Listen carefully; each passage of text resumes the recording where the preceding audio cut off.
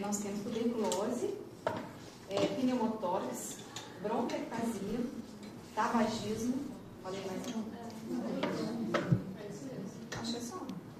Não é isso? Quem está com o calendário não é isso? Lembrar que a nossa prova vai valer 8 pontos, tá? Por quê? Nós acordamos que um ponto seria de prática. E como que é feito isso? O Eval faz um cálculo lá de quantas práticas e divide. Então, claro, quem não foi em todas vai ficar mais orientado, 0,5, 0,7, sei lá. Entendeu? Então, vai ser um ponto da prática e um ponto do teste de progresso. Tá? Por quê? Volto a lembrar vocês, na N1, acaba que vocês tiveram equipe de brinde 1,5 ponto para quem fez a prova de N1. Lembra? Porque uma questão que valia 1 ponto, nós anulamos. Demos 1 ponto para todo mundo. E meio ponto, porque teve aquela outra questão que tinha 2 respostas. Então, nós demos também, consideramos para quem colocou as 2 assertivas como corretas. Tá bom? Então, é isso aí. Tá? Depois, no final, eu vou ver se eu lembro assim, alguma coisa da prova, para assim, dar um direcionamento para vocês. Tá bom? Vamos começar? Ou será que vai bem muita gente ou não vem? Vocês sabem? Pode começar. Pode começar. Você é enfermeira? Fiz. Eu também fiz. Fez também? Chegou a atuar? Foi.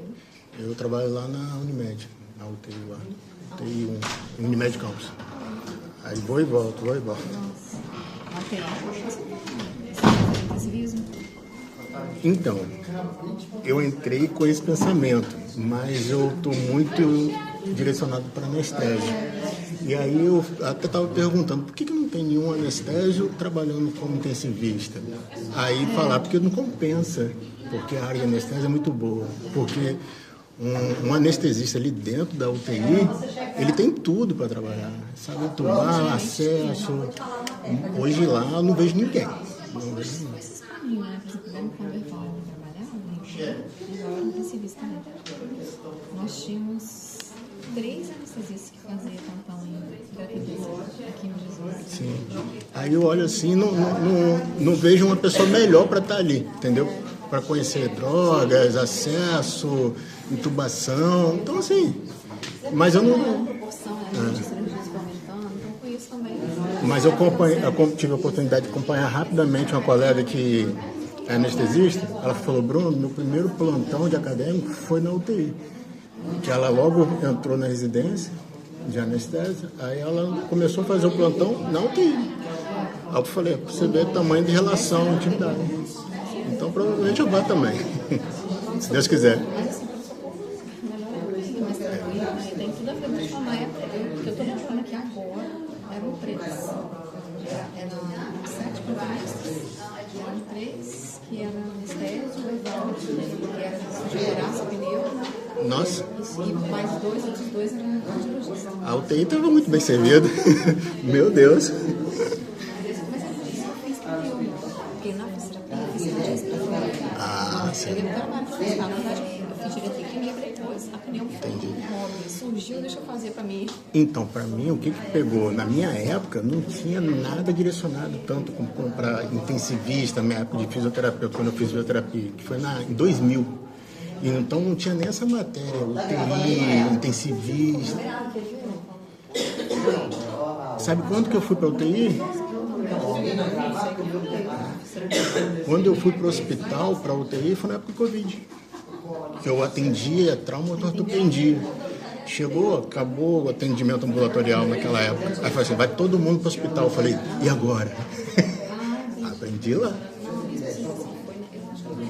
Foi final de 2000, foi meados de 2000, não, terminei no final do ano. Então vamos lá. Pessoal, olha só. Vamos começar então? Hoje a aula de hoje é bem rapidinha, né? É uma aula, é uma temática muito gostosa de estudar, né? Muito fácil. Tem gente que acha, para que estudar isso, né? Não tem como sair da pneumologia sem falar de tabagismo, concorda? Sendo que vocês viram ao longo desse período, né?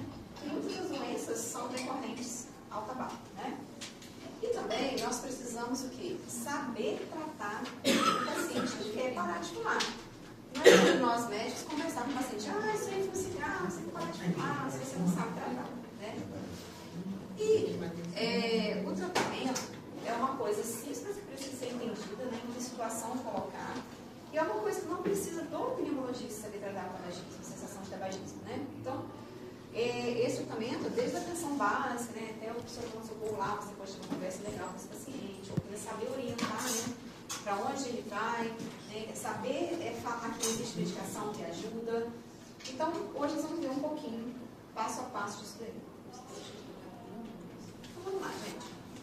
Como vocês todos sabem, né, o cigarro ele é uma máquina de liberar nicotina, né, onde na fumaça do cigarro ela é constituída por mais de 5.000 substâncias, né, diversas substâncias, onde algumas conhecidas, outras desconhecidas, em se tratando de cigarro eletrônico, né.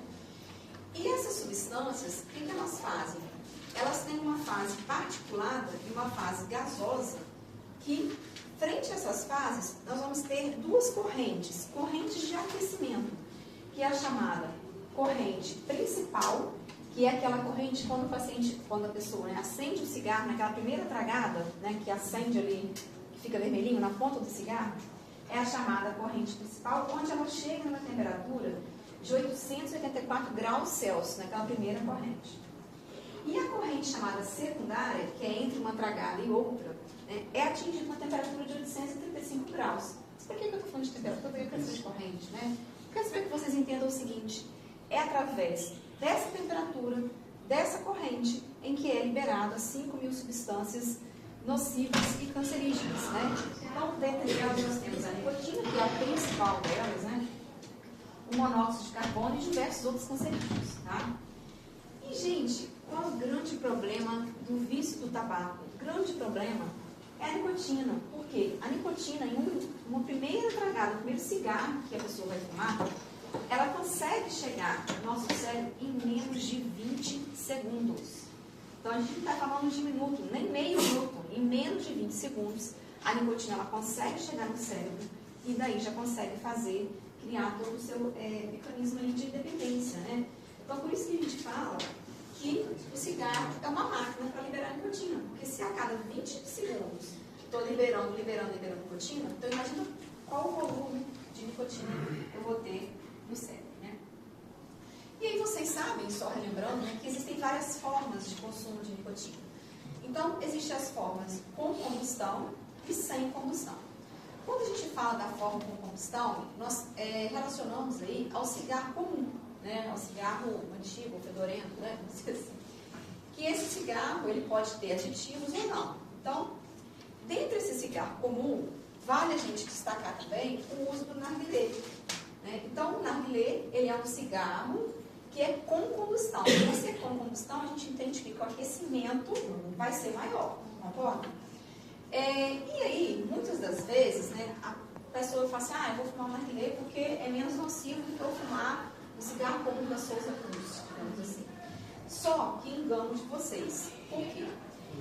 Quando você fuma 1 hora, aproximadamente, uma sessão de 1 hora de narguilé equivale a fumar 100 cigarros comuns. Então pensa, o que será que está sendo pior para mim? Um cigarro comum, porque ele é fedorento, incomoda todo mundo, ou o narguilé? Na verdade, até o cigarro comum faz menos mal do que o narguilé. Vamos dizer assim, não é fazendo menos mal, porque todos eles têm substâncias nocivas, né? Mas deu para entender? Então, 1 hora de narguilé equivale a 100 cigarros comuns, tá?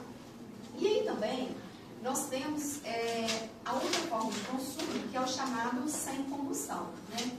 No sem combustão, nós temos vários tipos. Nós temos aí o tabaco inalado pelo nariz, que é o rapé, né, que é mais nas regiões de Nordeste. Nós temos o snus, que é o cigarro, tabaco mascado, tá?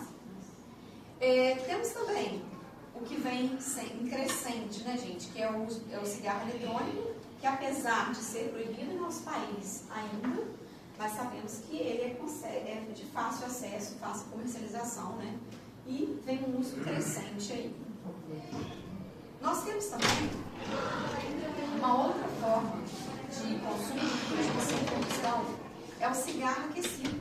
O cigarro aquecido, ele também aquece o tabaco que contém dentro dele em uma temperatura menor. É uma temperatura de 350 graus, enquanto o outro era 840, tá? E ele libera menos substâncias tóxicas, mas ele também tem substâncias tóxicas. Então, nós cigarros contêm substâncias tóxicas, concorda? A gente não tem nenhum cigarro que não contém. Esse aquecido aqui, qual por exemplo? Esse cigarro aquecido, ele é tipo, ele é um eletrônico, que ele é aquecido, ele não é igual ao cigarro eletrônico, mas ele se parece, ele tem um aquecimento dele, é diferente do cigarro eletrônico, tá bom? Ele é um cigarro mais novo, mais novo é que o cigarro eletrônico. E aí, nesse ponto aqui, eu posso te falar um pouquinho do cigarro eletrônico, né? Porque devido ao aumentado, né, uso, principalmente pelos jovens, né, de fácil acesso. Então, será que todo mundo sabe realmente o que é cigarro eletrônico? Alguém imaginava que o cigarro eletrônico emite nicotina ou não? Todo mundo tinha certeza que tem nicotina no cigarro eletrônico? Bom, muito bem. Então, como eu já falei, né, o cigarro eletrônico, ele tem a liberação de nicotina, e vocês sabem que na ponta ele tem uma lâmpada de LED, né, que essa lâmpada ela acende quando, né, vai dar a tragada. Ele contém uma bateria, né, e tem o cartucho. E aí, por que será que ele contém uma bateria? Por que ele aquece? Oi? Para poder liberar, né? Liberar e ao mesmo tempo... Oi? O que você falou? Transformar o líquido em vapor. Muito bem, transformar o líquido em vapor. E no início, há 2 slides atrás, eu não falei que o cigarro ele precisa do aquecimento para ser liberado as substâncias nocivas? Então, isso ocorre, né? E aí, gente, quando ele libera, né, ele é aquecido, quando ele é utilizado, ele vai, através do vapor, liberar diversas substâncias. Algumas a gente tem conhecimento, como, por exemplo, o glicerol, o propileno, nicotina, metais pesados, nitrosaminas, diversos outros cancerígenos. Só que o cigarro eletrônico, ele é um cigarro onde ele não vem dentro, né, não tem embalagem que vem assim, contém isso.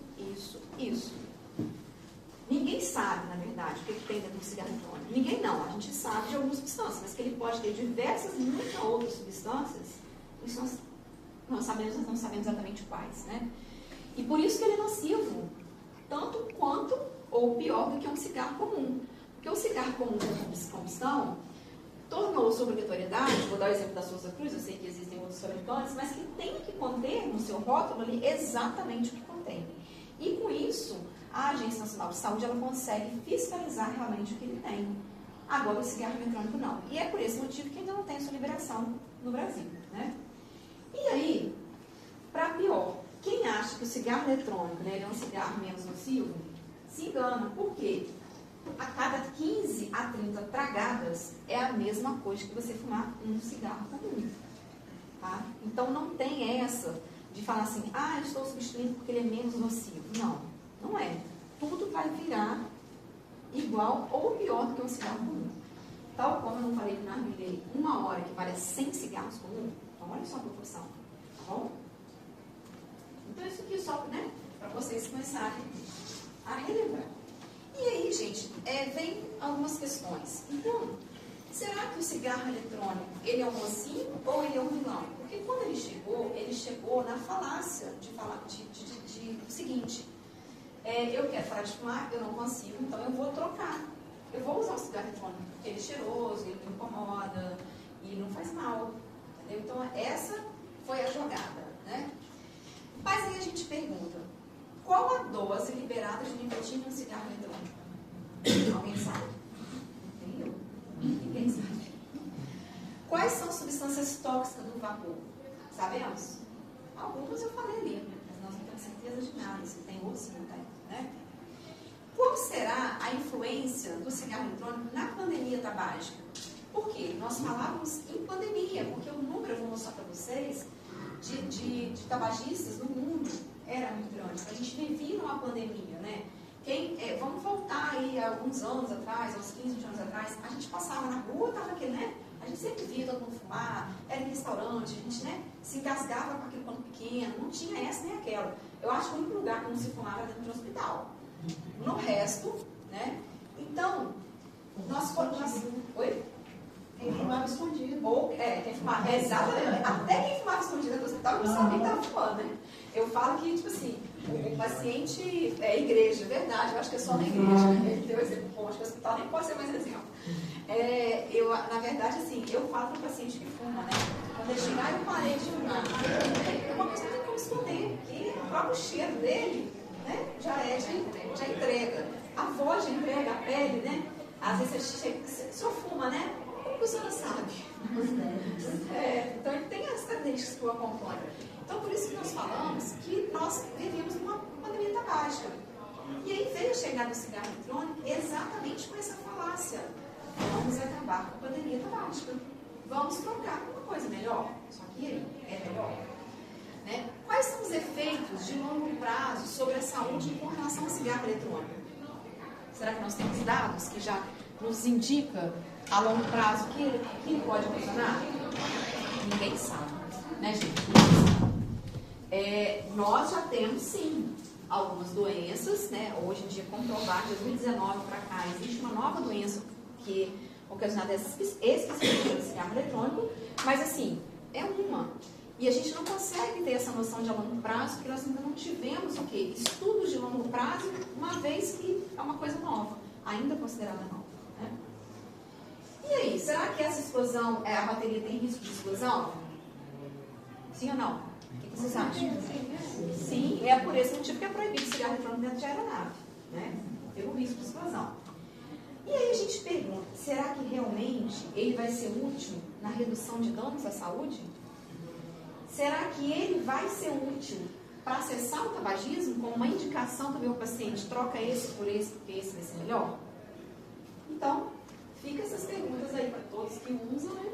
E avaliar aí o que é melhor, o que é pior, né? Qual que é a resposta daquela ali? Qual o efeito de longo prazo sobre a saúde? Qual é a doença que você falou que já sabe? Vamos falar daqui a pouco. Deixar de surpresa. Mas de longo prazo nós ainda não temos, porque nós não temos tempo. Mas tem uma doença que você falou que já sabe, né? Já sabe. Por que nós não temos o cigarro comum? Nós sabemos que o cigarro comum, você é do cigarro comum, gosta de pulmão? É porque a gente tem o uso do cigarro muitas décadas, né? Que é claro que começou com o fumo de rolo. Nosso fumo de rolo tinha mesmo tipo luz duas, né?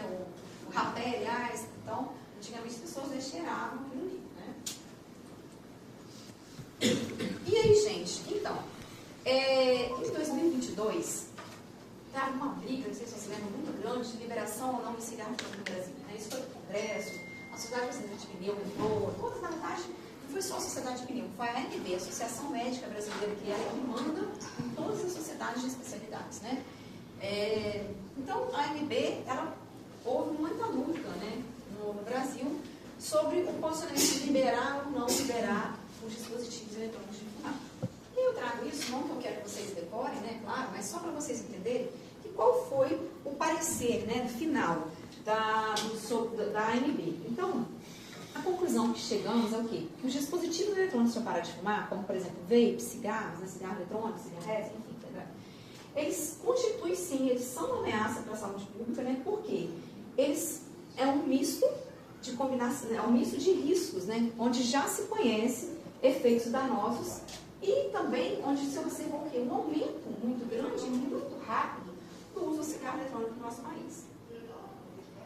Então, o cigarro eletrônico, né, sabe-se que ele contém nicotina e além de outras substâncias, como eu falei, e que já existe câncer comprovado com o cigarro eletrônico. Então, já existe câncer de pulmão, bexiga, esôfago e estômago, já é comprovado. O cigarro eletrônico também é um fator de risco para isso.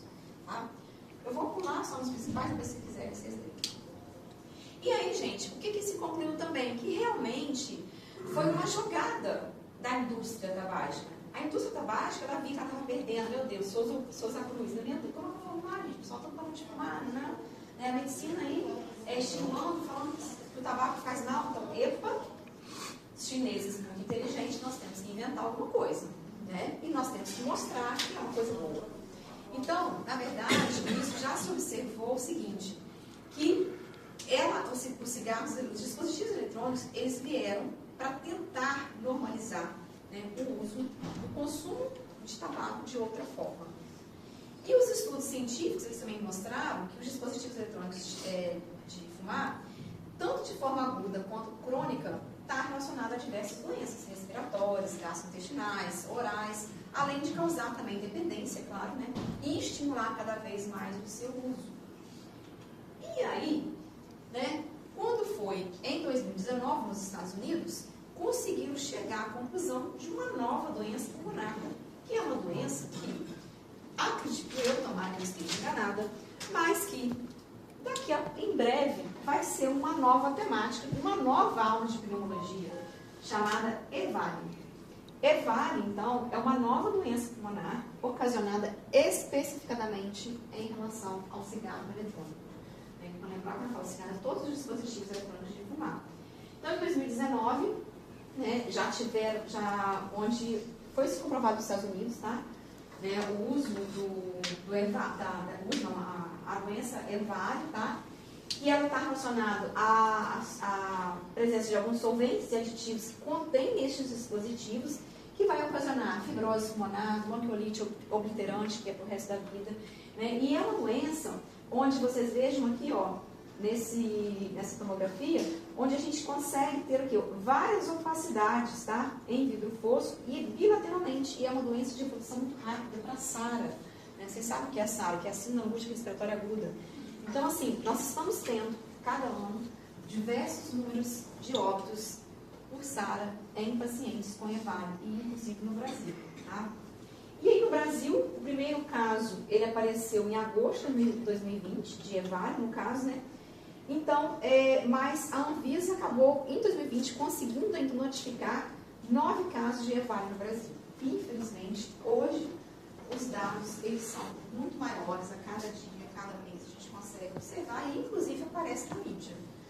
Né? Então, gente, por isso que a Associação Médica Brasileira, ela foi, né, contra o que ela determina que não tem como comercializar, que não tem que liberar essa comercialização de forma legal em nosso país, tá? Então, aqui, por exemplo, em se tratando de imagens, né, do EVALI, aqui era um paciente homem, tá? Onde ele fazia, né, o uso de vape. Como eu falei, nós temos a presença o quê? De vidros foscos, né? Nós temos um espessamento de bronco, nós temos espessamento também dos septos interlobulares. Nessa angiotomografia também, ó, a gente observa um estrago bem grande nesse pulmão, né, com essas opacidades bilaterais, nós temos vidro fosco, e é em pacientes com EVALI. Então, pensa bem, você acha que o paciente chegar com isso aqui, qual a chance de sobreviver? Difícil, né? Difícil, porque é evoluir para SARA num piscar de olhos, tá, pessoal? Então, falamos aí rapidinho do EVALI. Então, E nesses estudos fala quanto tempo, por exemplo, esse rapaz de 24 anos, quanto tempo ele fez uso? Pouco tempo já, ainda não temos dados robustos quanto a isso. Por quê? Observe os pacientes que com poucos meses, 2, 3 meses, já evoluem, e observe os pacientes com um tempo maior, né? Só que por que isso ainda nós não temos estudos? Porque o uso do cigarro no nosso país ainda é pouco tempo para a gente observar, mas que vem cada vez mais, sim, crescendo a pesquisa, tá bom? Tem um problema também que a gente observa, separado para poder racionalizar sobre o tema, é porque o cigarro comum, ele demanda toda uma logística para você fumar. Né? Tem um isqueiro, tem uma hora de folga no trabalho, levantar, sair, procurar uma área aberta. O vape não, às vezes tem colega assistindo aula com isso na boca aqui. Então assim, não precisa sair do computador, não precisa parar de estudar. Então se o cara ia fumar 2, 3 cigarros, equivalente ao cigarro, ele... Fuma muito a mais. carga tabágica, entre aspas, com um cara de 4 anos que usa vape aí, é absurdamente maior do que o cara que no cigarro convencional. Exatamente, é o que eu falei, né? Se a gente realmente parar para analisar igual você fez, ele é muito mais nocivo que o cigarro comum, porque o consumo pela facilidade, ele né? É muito maior, dado tanto a facilidade, né? Que é o que ele está falando, quer dizer, é muito fácil mesmo. Você está sentado, você está usando. Acorda, pega do lado da cabeceira. Você entendeu? Acordou, pega do lado do móvel, Exatamente. dá uma tragada. Acordou, pega e aí vai. E aí quantas tragadas durante o dia? Não faz, 24 horas. Agora, uma dúvida. Amanhã não reclama. Você falou lá no início da aula que essas substâncias nocivas, né, pela temperatura que iria acionar. Aquele que é mascado também liberam essas substâncias nocivas? Não, Porque eles ele estava também no grupo. Monóxido. Eles são menos nocivos, né? Mas ele é nocivo porque ele contém nicotina, que é a principal substância. E mesmo mascada, ela Mesmo mascada. faz efeito dela. mesmo. Aí talvez seria cometimento mais de orofaringes, de boca, de esôfago, do que exatamente, pulmonar. do que Né? pulmonar. Mas assim, que tem as suas consequências, né? Assim, pouco? As pessoas não voltam a fazer curso. Lá fora ainda tem bastante. Eu trabalhei embarcado e tinha uns gringos lá que levavam e ficavam mastigando aquele negócio. É tenso, tá? É o snus, né? Que é o mascado. O ar deve ser. E tem um que cheira o rapé, né? Tira o rapé, que eu falei no início. Tem o rapé. Então, isso aqui, claro que não vai ter prova, não vou cobrar, mas é só um comparativo assim, que eu acho legal. E acho interessante também, porque, gente, eu já vi quem vai fazer residência. Questões de prova falando sobre estudo Vigitel. Todo mundo sabe o que é estudo Vigitel?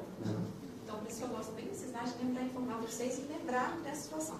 Estudo Vigitel é um estudo quando faz por inquérito telefônico, tá bom? Comunicação, WhatsApp, hoje em dia WhatsApp, né? Ou mesmo celular. O que acontece? Nós tivemos um estudo Vigitel que foi realizado no passado. Eu falo passado porque esse estudo, ele, na verdade, aqui dá uma data de 1989, mas ele teve o início de 2003, tá? Mas ele fez uma interface de 2003 a 2016 através de inquérito telefônico, né, onde em pacientes com mais de 18 anos que fumavam cigarro comum e nas capitais. Então aquilo saía se ligando. E aí, gente, esse estudo, então, né, ele veio com esse tempo, né, esse acompanhamento. O que acontece? Mais ou menos em 2003, nós tínhamos quase 35% de fumantes no Brasil, tá? E aí, dando início nesse estudo aqui de 2003, mas aí em 2006, que foi mesmo o início, que nós começamos essa avaliação um comparativo entre mulher, entre sexo masculino e sexo feminino, né? Olha só que interessante, nós saímos de 2006 com 20% do sexo dos homens fumavam. Quando nós chegamos em 2016, 12,7% de fumantes. Então, como que nós conseguimos, assim, reduzir, né, bastante? Por quê? Porque foi a época, né, esse período que depois de 2000, foi a época que começou-se a falar os malefícios, foram aparecendo cada vez mais malefícios pelo cigarro, e as pessoas foram envelhecendo, né, porque os malefícios a longo prazo, você só observa quando você está idoso, né? Então, com isso, começou a dar uma balançada, né, na nocividade deles, né? As mulheres, olha, passou de 13% a 8%. Quando a gente coloca isso, né, estatisticamente, no geral, nós saímos, então, de 16% para 10%, mas se a gente observar aqui, ó, né, lá antes, um pouquinho de 2003, saímos de 34% para 10%. Então, foi assim, nossa, é o que a gente queria, é o que a gente sonhava, né, essa redução. Mas aí foi onde preocupou, e aqui, ó, quando a gente já começou uma baixa, o que foi surgindo? Deixa eu ver se esse aqui que é o do...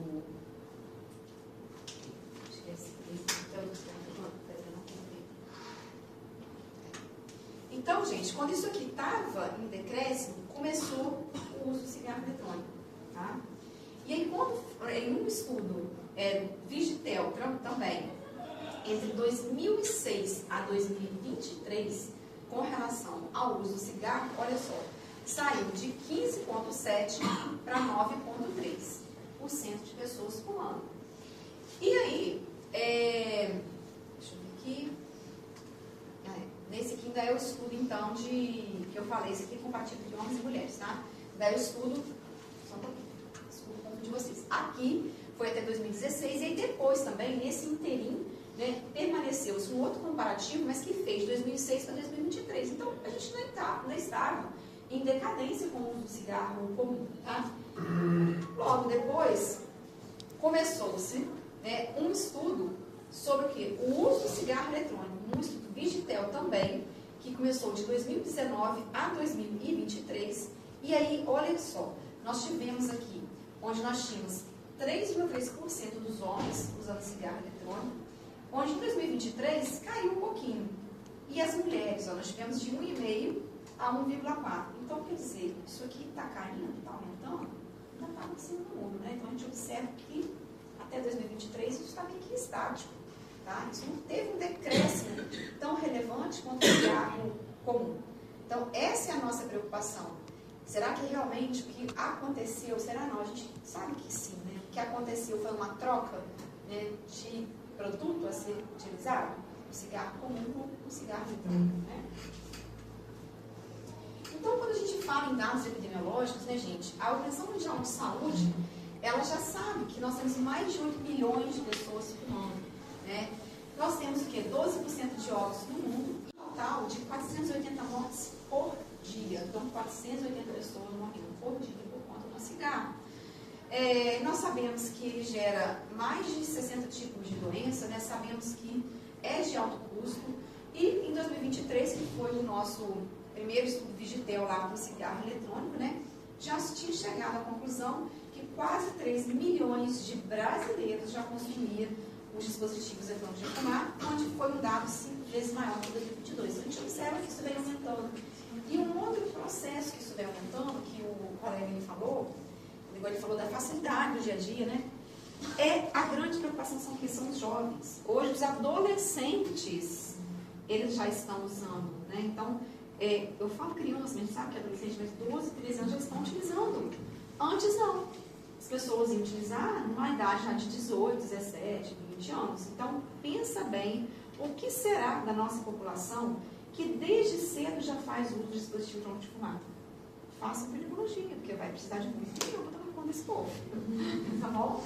Então, assim, infelizmente, essa é a nossa maior preocupação. Sabe o que eu já percebi, professor? Quem fuma cigarro mesmo, não tem a tendência de migrar para o vape, porque falar é coisa de adolescente. E aí os adolescentes, hoje em dia, não vai direto para o cigarro normal, pode até ir, mas não vai direto para o cigarro normal, porque é coisa de velho. E aí é no vape. E aí vai substituir. Vai substituir, exatamente. Vai ser como tudo, realmente. Vai ter pai, mãe, vigiando, né? Dinheiro envolvido, né? O outro vai Isso, dar nem também. tempo. Exatamente. E realmente a gente não vê nenhum paciente idoso, por exemplo, que ainda tem um consumo de tabaco, fumar um cigarro eletrônico. Né? Fumar pendrive. Um pendrive. Para de fumar esse pendrive. Exatamente isso que eu já... Isso aí. Então, pessoal, relembrando, né, os prejuízos, né, os malefícios do cigarro. Pasmem que em 2014, nós já sabíamos, né, diversas doenças que eram ocasionadas em decorrência do cigarro, mas em 2014 nós tivemos um estudo muito importante, que foi um estudo que incluiu outras doenças que não se tinha noção de relação com o cigarro. Entre elas, por exemplo, o diabetes, a tuberculose, a artrite reumatoide. Nós temos aqui câncer de colo retal. Antes do câncer de colo retal, achava que não tinha relação nenhuma com o cigarro. A partir de 2014, que obteve essa conclusão. Tá? Então, doenças no ureter, né, distúrbios cognitivos, o AVC. Então, a gente sabe que são muitas doenças, né, que estão relacionadas aí ao cigarro. E quando a gente fala em malefício do tabagismo, temos que pensar também não só nas doenças, temos que pensar também naqueles que plantam, né, nos trabalhadores, com quem se tratando do cigarro, né? Então, o quê? Ela traz também prejuízos para a fumicultura, porque a gente sabe do desmatamento que acontece, as doenças ocupacionais, as pessoas que trabalham com fumo, né, são mal remuneradas, e aí também, às vezes, eles não fumam, mas na verdade eles estão sendo fumantes passivos do mesmo jeito, né? E lembrar da dependência, né, que a nicotina, ela consegue ter uma dependência muito maior do que o álcool, que a maconha, do que a cocaína. Dado a rapidez que ela consegue chegar no nosso cérebro, ela consegue atravessar a barreira hematoencefálica muito rápido. E com isso, para quê? Reduzir a expectativa de vida, né, causar incapacidade, diversas mortes aí inevitáveis.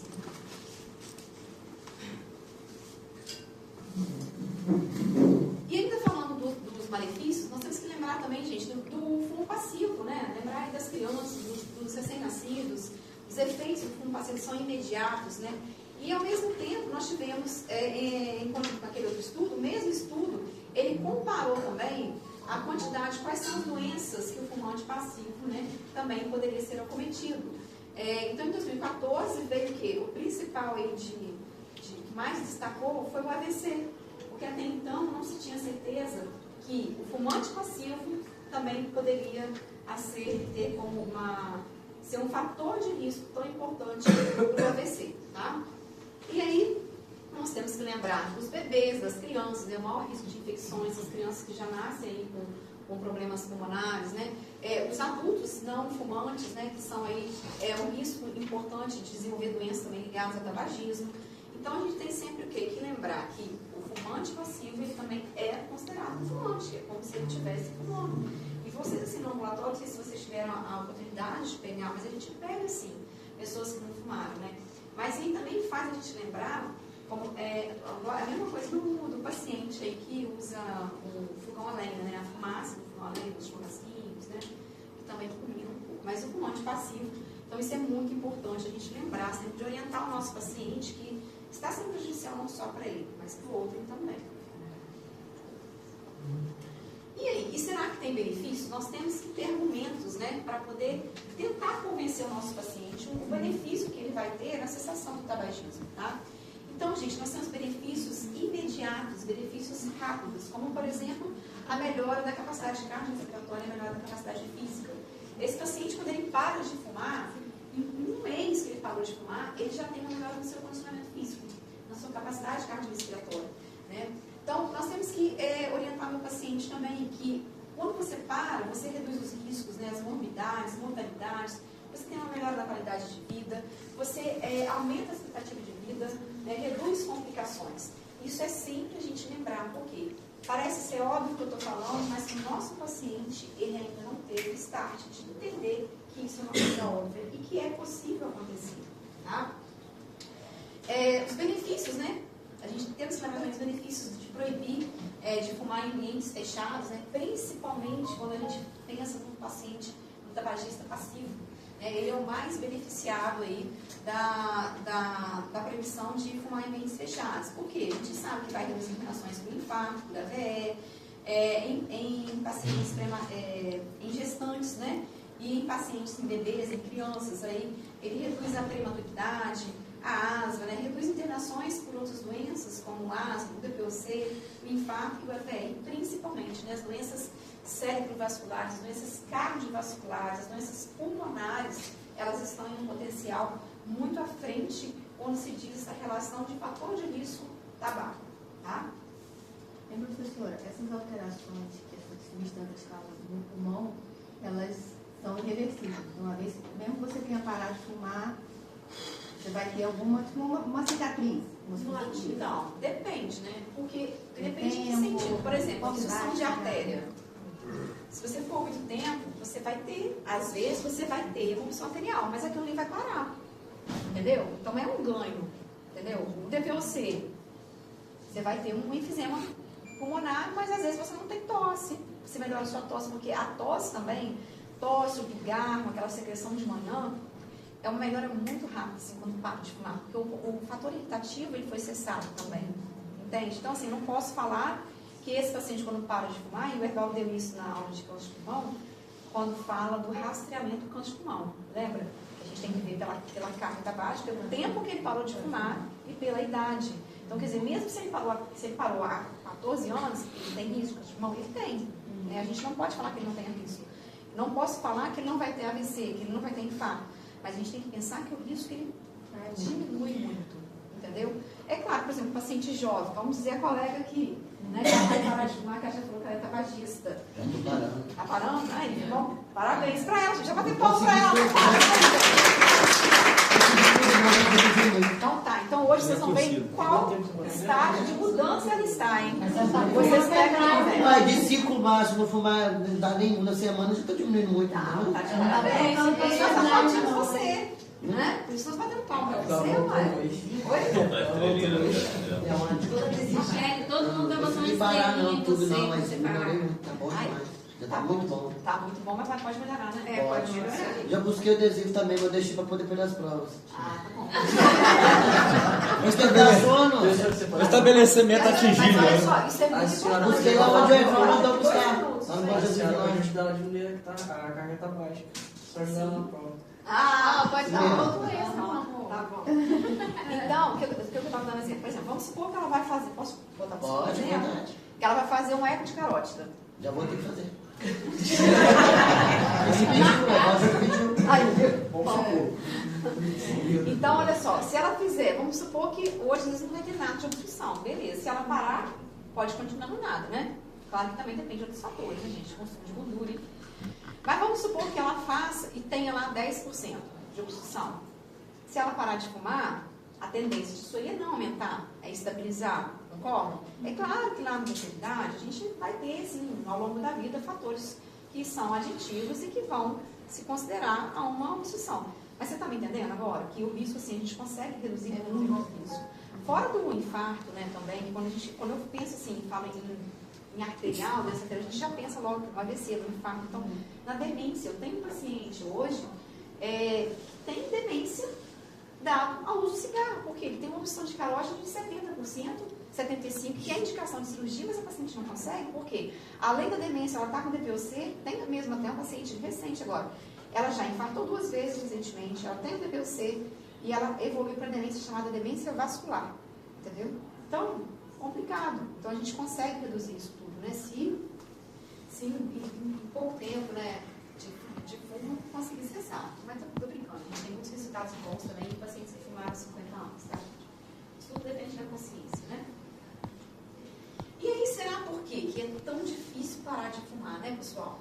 É difícil porque o cigarro, ele causa uma dependência física, onde a gente tem um exemplo aí, a abstinência, né? Você tenta parar de fumar, você tem as crises, você pode ter as crises de abstinência. Ele é uma mistura de dependência física com psicológica e com os hábitos e condicionamentos. O que seriam hábitos e condicionamentos? Eu vou no churrasco, epa, lembro um cigarro, concordo? Eu vou tomar uma cerveja, me lembra tomar um cigarro. Eu vou tomar um café, eu lembro um cigarro. Então, assim, isso tudo é uma mistura, né, que se junta e que se torna difícil parar de fumar. E aí, para isso, agora nós vamos pegar o exemplo da colega. O que aconteceu? 2 médicos, né, eles desenvolveram um modelo chamado de mudanças, fases de comportamento. Tá? E aí, esse modelo, o que ele faz? Ele é um modelo onde a gente avalia o grau de motivação. E isso é muito importante, gente. Isso aqui não é só o médico que vai fazer, mas isso é muito importante. O que é o grau de motivação? Eu preciso de fazer uma avaliação comportamental e saber em qual estágio de mudança meu paciente está. Por quê? Dependendo do estágio de mudança que meu paciente está, eu vou saber como conduzir, como ajudá-lo a cessar o tabagismo. Então, por exemplo, nós começamos aqui. Nós temos a primeira fase, a primeira motivação é a chamada pré-contemplação. O que é a primeira fase de mudança? O que é a pré-contemplação? É aquele paciente que veio consultar com você, por outro motivo, uma tosse, enfim, que ele fuma. E aí é o paciente onde ele não entende que problema que o cigarro pode me causar. Ele não para para pensar em que problema. E aí você, como médico, mesmo que você fuma, você vai falar para ele, olha, o senhor sabia do cigarro, e tal, o que o cigarro pode fazer? O cigarro está fazendo isso para o senhor. O senhor já pensou em parar de fumar? Nesse paciente pré-contempla, ele fala assim, nunca pensei em parar de fumar, mas a hora que eu quiser eu paro. Mentira pura, né? Essa história é velha, mas a gente não vai falar pra ele, essa história é velha, então não vou falar, né? E aí a gente vai pegar de oportunidade e falar assim, que bom, que a hora que o senhor quiser, o senhor para. Então, eu vou explicar ao senhor. Daí a gente começa, né, a ser o artista. Vamos explicar os malefícios do cigarro, os benefícios de parar de fumar, e daí a gente começa, vem a parte médica. O senhor sabia que existe remédio para parar de fumar? O senhor sabia que existe ajuda? Então, quando o senhor quiser parar de fumar, o senhor pode nos procurar que nós vamos te ajudar. Ponto. Compensa você ficar investindo mais do que isso nesse paciente, gente? Não compensa. Mas nós fazemos a nossa parte. Entendeu? Por quê? Como eu falei, aqui na fase de pré-contemplação, ele não lembra ainda dos benefícios e malefícios do cigarro. Por isso que é a pergunta aqui, que problema? Não estou vendo problema. É negação, na verdade. Muito bem, ele está em negação. Mas aí, ele sai do seu consultório, como você falou, né, aquela médica, que o doutor falou que eu posso parar de fumar. Então, se daqui a 10 anos ele tiver um infarto, ele vai lembrar na mesma hora, da primeira consulta que ele teve, que o médico falou que ele pode parar de fumar e que ele consegue. Tá bom? O paciente, então, começa aqui, que eu falo aqui, que são as fases, mas não tem que seguir todas essas fases, tá bom? Então, depois da fase de pré-contemplação, a gente vem para a fase aqui de contemplação. Então, o nome já diz. O que é a contemplação? Eu contemplo que um dia eu quero parar de fumar. Tá? Então, eu já estou contemplando aquilo ali. Né? Que é a fase que ele fala assim, ok, eu já entendo que existe um problema. Eu sei que o cigarro, né, causa problema. E eu pretendo, eu contemplo, em 6 meses parar de fumar. Essa fase aqui, então, é uma fase onde ele tem muita dificuldade de tomar atitude. É aquela fase onde até às vezes ele já tentou, mas ele fala, ou então ele fala assim, eu tenho medo. Eu tenho medo de quê? É a fase da ambivalência que a gente fala. Eu tenho medo de não conseguir, eu tenho medo de tentar, né, e ter recaída. Eu tenho medo de engordar, tá? Então, é a fase onde ele tem essa dificuldade de tomar essa atitude, mas ele já reconhece. Ele reconhece que ele tem que parar de fumar. E muitas das vezes ele tem que falar, olha, mas eu vou parar, nos próximos 6 meses eu vou parar. E aí, nesse paciente, é um paciente que a gente tem que investir nele ou não? Temos que investir. Então, está dando para vocês entenderem, durante o atendimento que eu pedi para vocês saberem. Então, é um paciente que nós já vamos falar melhor.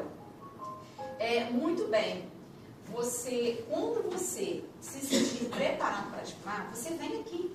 Ou de vez em quando vem aqui que a gente vai ter um papo, esclarecer suas dúvidas, né? Então, é um paciente que a gente tem que amarrar ele e já explicar. Olha, você vem aqui, por quê? Nós temos uma fase chamada preparação para a ação. O que é a preparação para a ação? A preparação para a ação é aquela onde o paciente já chega e fala assim, eu quero parar de fumar. Eu quero parar de fumar, eu já estou fumando menos, eu fumava 20 cigarros por dia, estou fumando 10. Eu já fiquei ontem eu não fumei ontem, eu fumei hoje. Então essa fase é a fase muito importante chamada de preparação. É aquela fase onde o paciente ele fala, eu me sinto pronto, eu vou parar de fumar. E nessa fase, gente, então ele já tem uma visão mais clara do seu problema. E nessa fase a gente vai conversar com ele. Olha, o mais importante é você determinar um dia exato para você parar de fumar. Isso é muito importante, gente. Isso é uma peça fundamental. É falar com o paciente. Ou você escolhe o dia do seu aniversário, dia do aniversário do filho, aniversário do casamento, escolhe uma data importante para aquele dia você parar de fumar. Tá? Então, no paciente que contempla, a gente já vai explicar, olha, eu sei que daqui a 6 meses, mas você vem que a gente tem uma oportunidade de te dar na fase de preparação para a ação, né, que a gente vai conversar com esse paciente, é aqui que ele vai marcar uma data para de fumar, e aí até que chega a fase de ação. O que é a fase de ação? É aquele dia que ele chegou, eu marquei dia 13 de novembro para de fumar. Então hoje eu acordei dia 3 de novembro, conforme eu estipulei, né, como planejamento para mim. Então, hoje eu não vou colocar um cigarro na boca. Eu vou fazer força de parar de fumar. Mesmo que eu fume 10 cigarros de 6, mas o que acontece?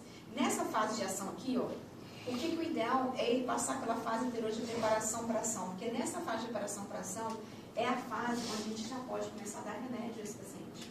E eu já vou explicar já. Tá?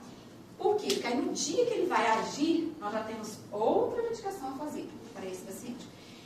Aí, beleza, então ele está na fase de ação, ele não está fumando, ele está conseguindo, né, gente? Isso, é claro, que essa fase aqui é uma fase que dura de 2 a 4 semanas, mas que a gente tem que estar em vigília com esse paciente por até 3 meses.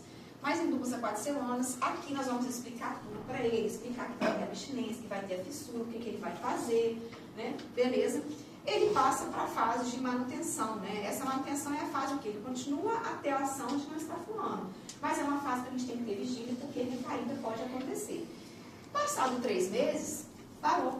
Então a fase de manutenção, ó, é aquela fase onde ele aprende essa estratégia para prevenir recaídas, tá vendo? E ele consegue ter ganhos obtidos durante a fase de ação. Então, nós podemos parar aqui, como também, em alguns pacientes, ele pode vir para uma 6ª fase, que é a fase da recaída, né? Que é quando você interrompe aquilo que foi planejado. Você interrompeu a ação.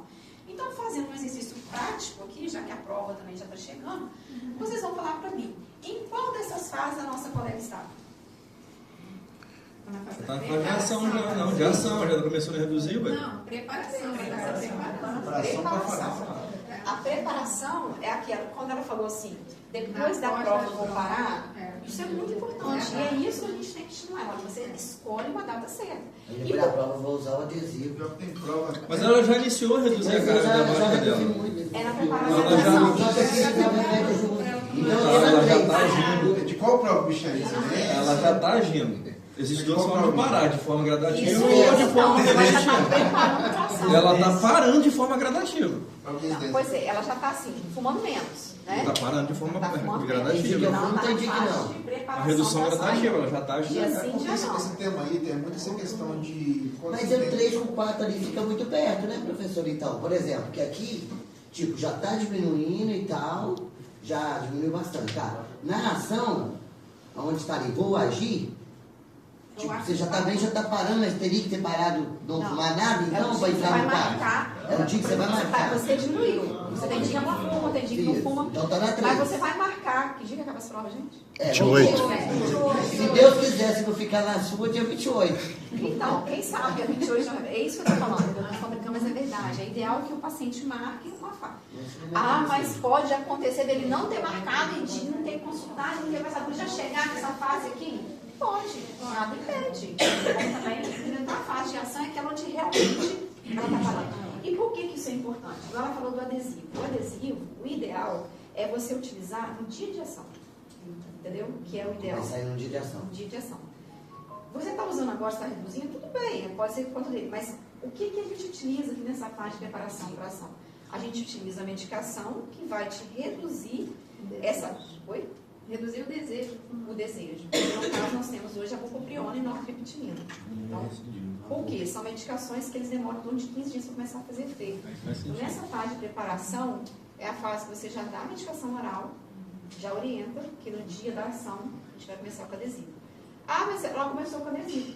Beleza, não tem problema, tá? Mas assim, vocês vão aprender e é por isso que a gente precisa entender em qual a fase de mudança que o paciente se encontra. Mas toma remédio na preparação ou na ação? Aqui na preparação já começa. Ele está em... Não, vou falar com Oi? Alguma pergunta? Na preparação, porque na ação os picos têm que estar estáveis, né? Os picos de Exato.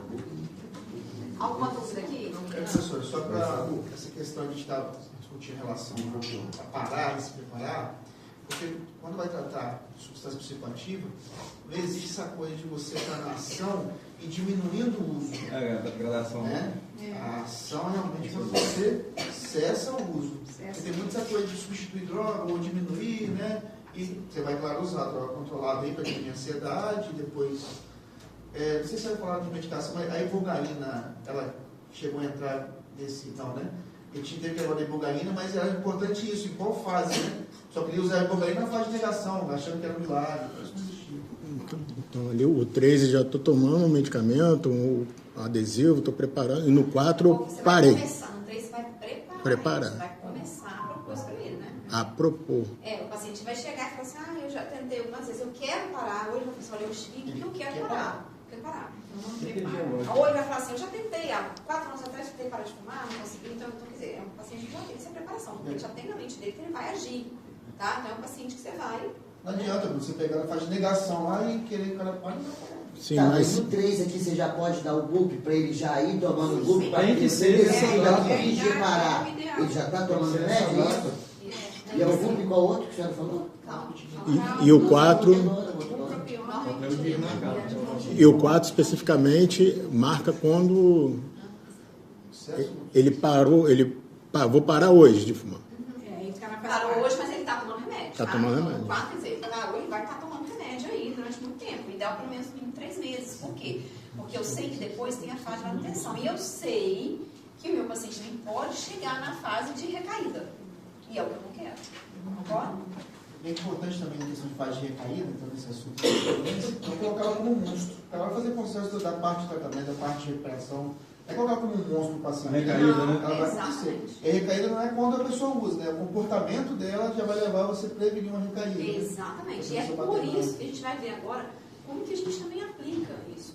Isso aqui, gente, dessas fases de motivação integral, essa fase de comportamento, isso se chama mudanças comportamentais, não é específico do médico. Isso aqui existe no Brasil, é equipe de tabagismo, é um enfermeiro, técnico de enfermagem, mas geralmente é multidisciplinar. Qualquer profissional da saúde, ele pode estar envolvido na preparação da cessação do tabagismo.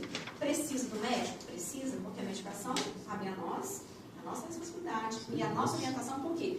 Nós, médicos, quem é da equipe, o multiprofissional que está fazendo isso daqui, muitas das vezes ele já chega Isso aqui, olha, doutor, ele está na fase de preparação para ação. Então, nós é que vamos saber o que nós vamos fazer desse paciente agora.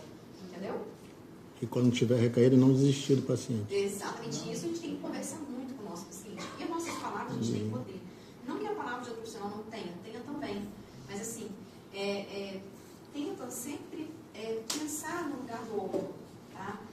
O paciente ele ainda vê o médico como uma figura importante, uma figura de segurança para ele. Então é muito legal quando tipo assim, o médico ele fala, olha, e vocês vão falar, eu vou falar agora, nós vamos explicar para ele o que pode acontecer, mas nós vamos explicar, lembrar sempre, que na fase de ação, né? Lembrar sempre dos ganhos dele, da positividade. Olha só ela, por exemplo, só de pensar em preparar, olha como a gente tem que aplaudir, entendeu? Porque já foi um grande ganho. Não vencer uma batalha a cada dia com quem, né, é dependente. Tá bom? Posso passar? Ficou entendido. Então aqui eu vou deixar aqui de exemplo depois para vocês fixarem mais isso, tá bom? Essas fases. Aqui também é o mesmo modelo, então pré-contemplação, contemplação, preparação, ação, manutenção. Isso aqui também é realizado no tabagismo, no alcoolismo, tá? Por isso que eu te falei, cai muito em questão de prova de residência.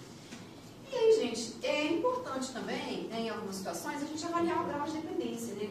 Qual a quantidade de dependência de nicotina meu paciente tem. Para isso, nós temos um teste chamado teste de Fagerstrom, onde ele avalia, né, a carga o grau de dependência, que não é a carga tabágica, não, o grau de dependência à nicotina do meu paciente, tá? Ele é baseado em 6 perguntas, né? E para cada pergunta nós temos uma pontuação, tá?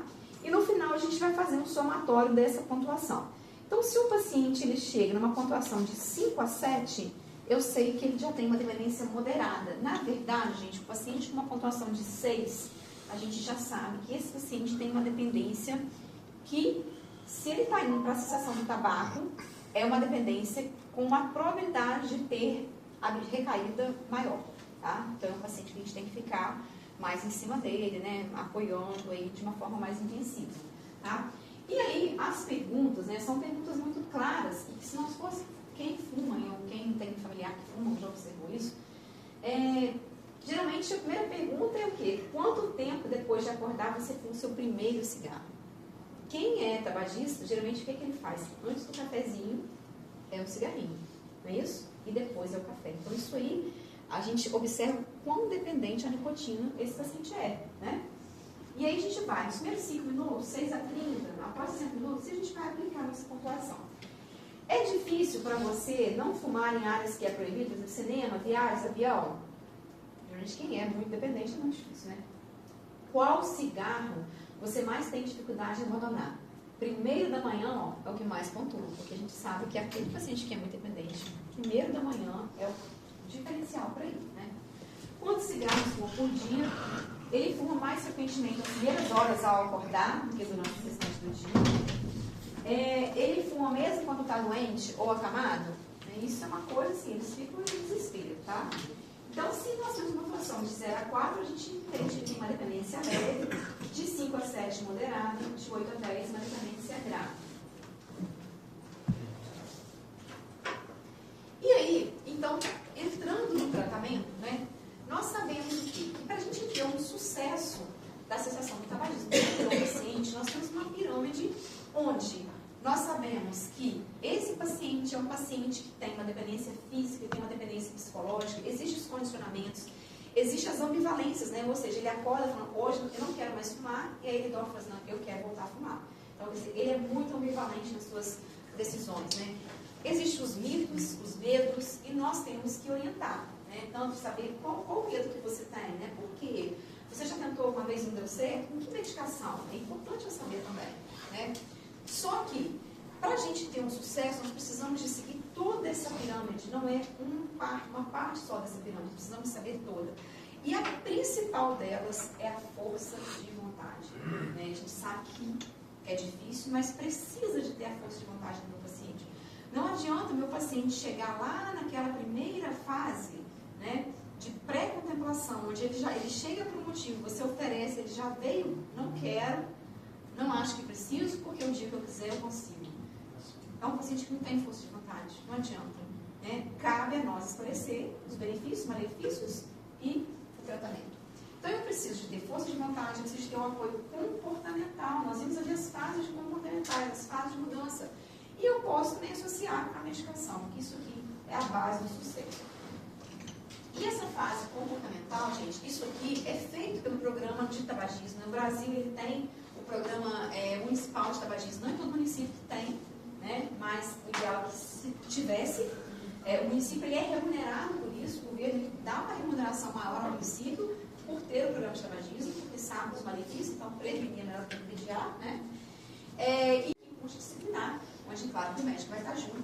E aí lá a gente divide essa fase em diversas maneiras. Existe um apoio comportamental breve, onde vai pegar esse paciente, eu vou perguntar, vou avaliar, aconselhar e preparar ele para parar de fumar. Uma entrevista, uma conversa, um bate-papo, né, de 3 a 5 minutos, eu tenho sucesso, tá? Existe uma fase de apoio comportamental mais profundo, um pouquinho, onde além de perguntar, de avaliar, de aconselhar e preparar, eu vou acompanhar esse paciente que está parando de fumar, que é o ideal, né? E o mais importante.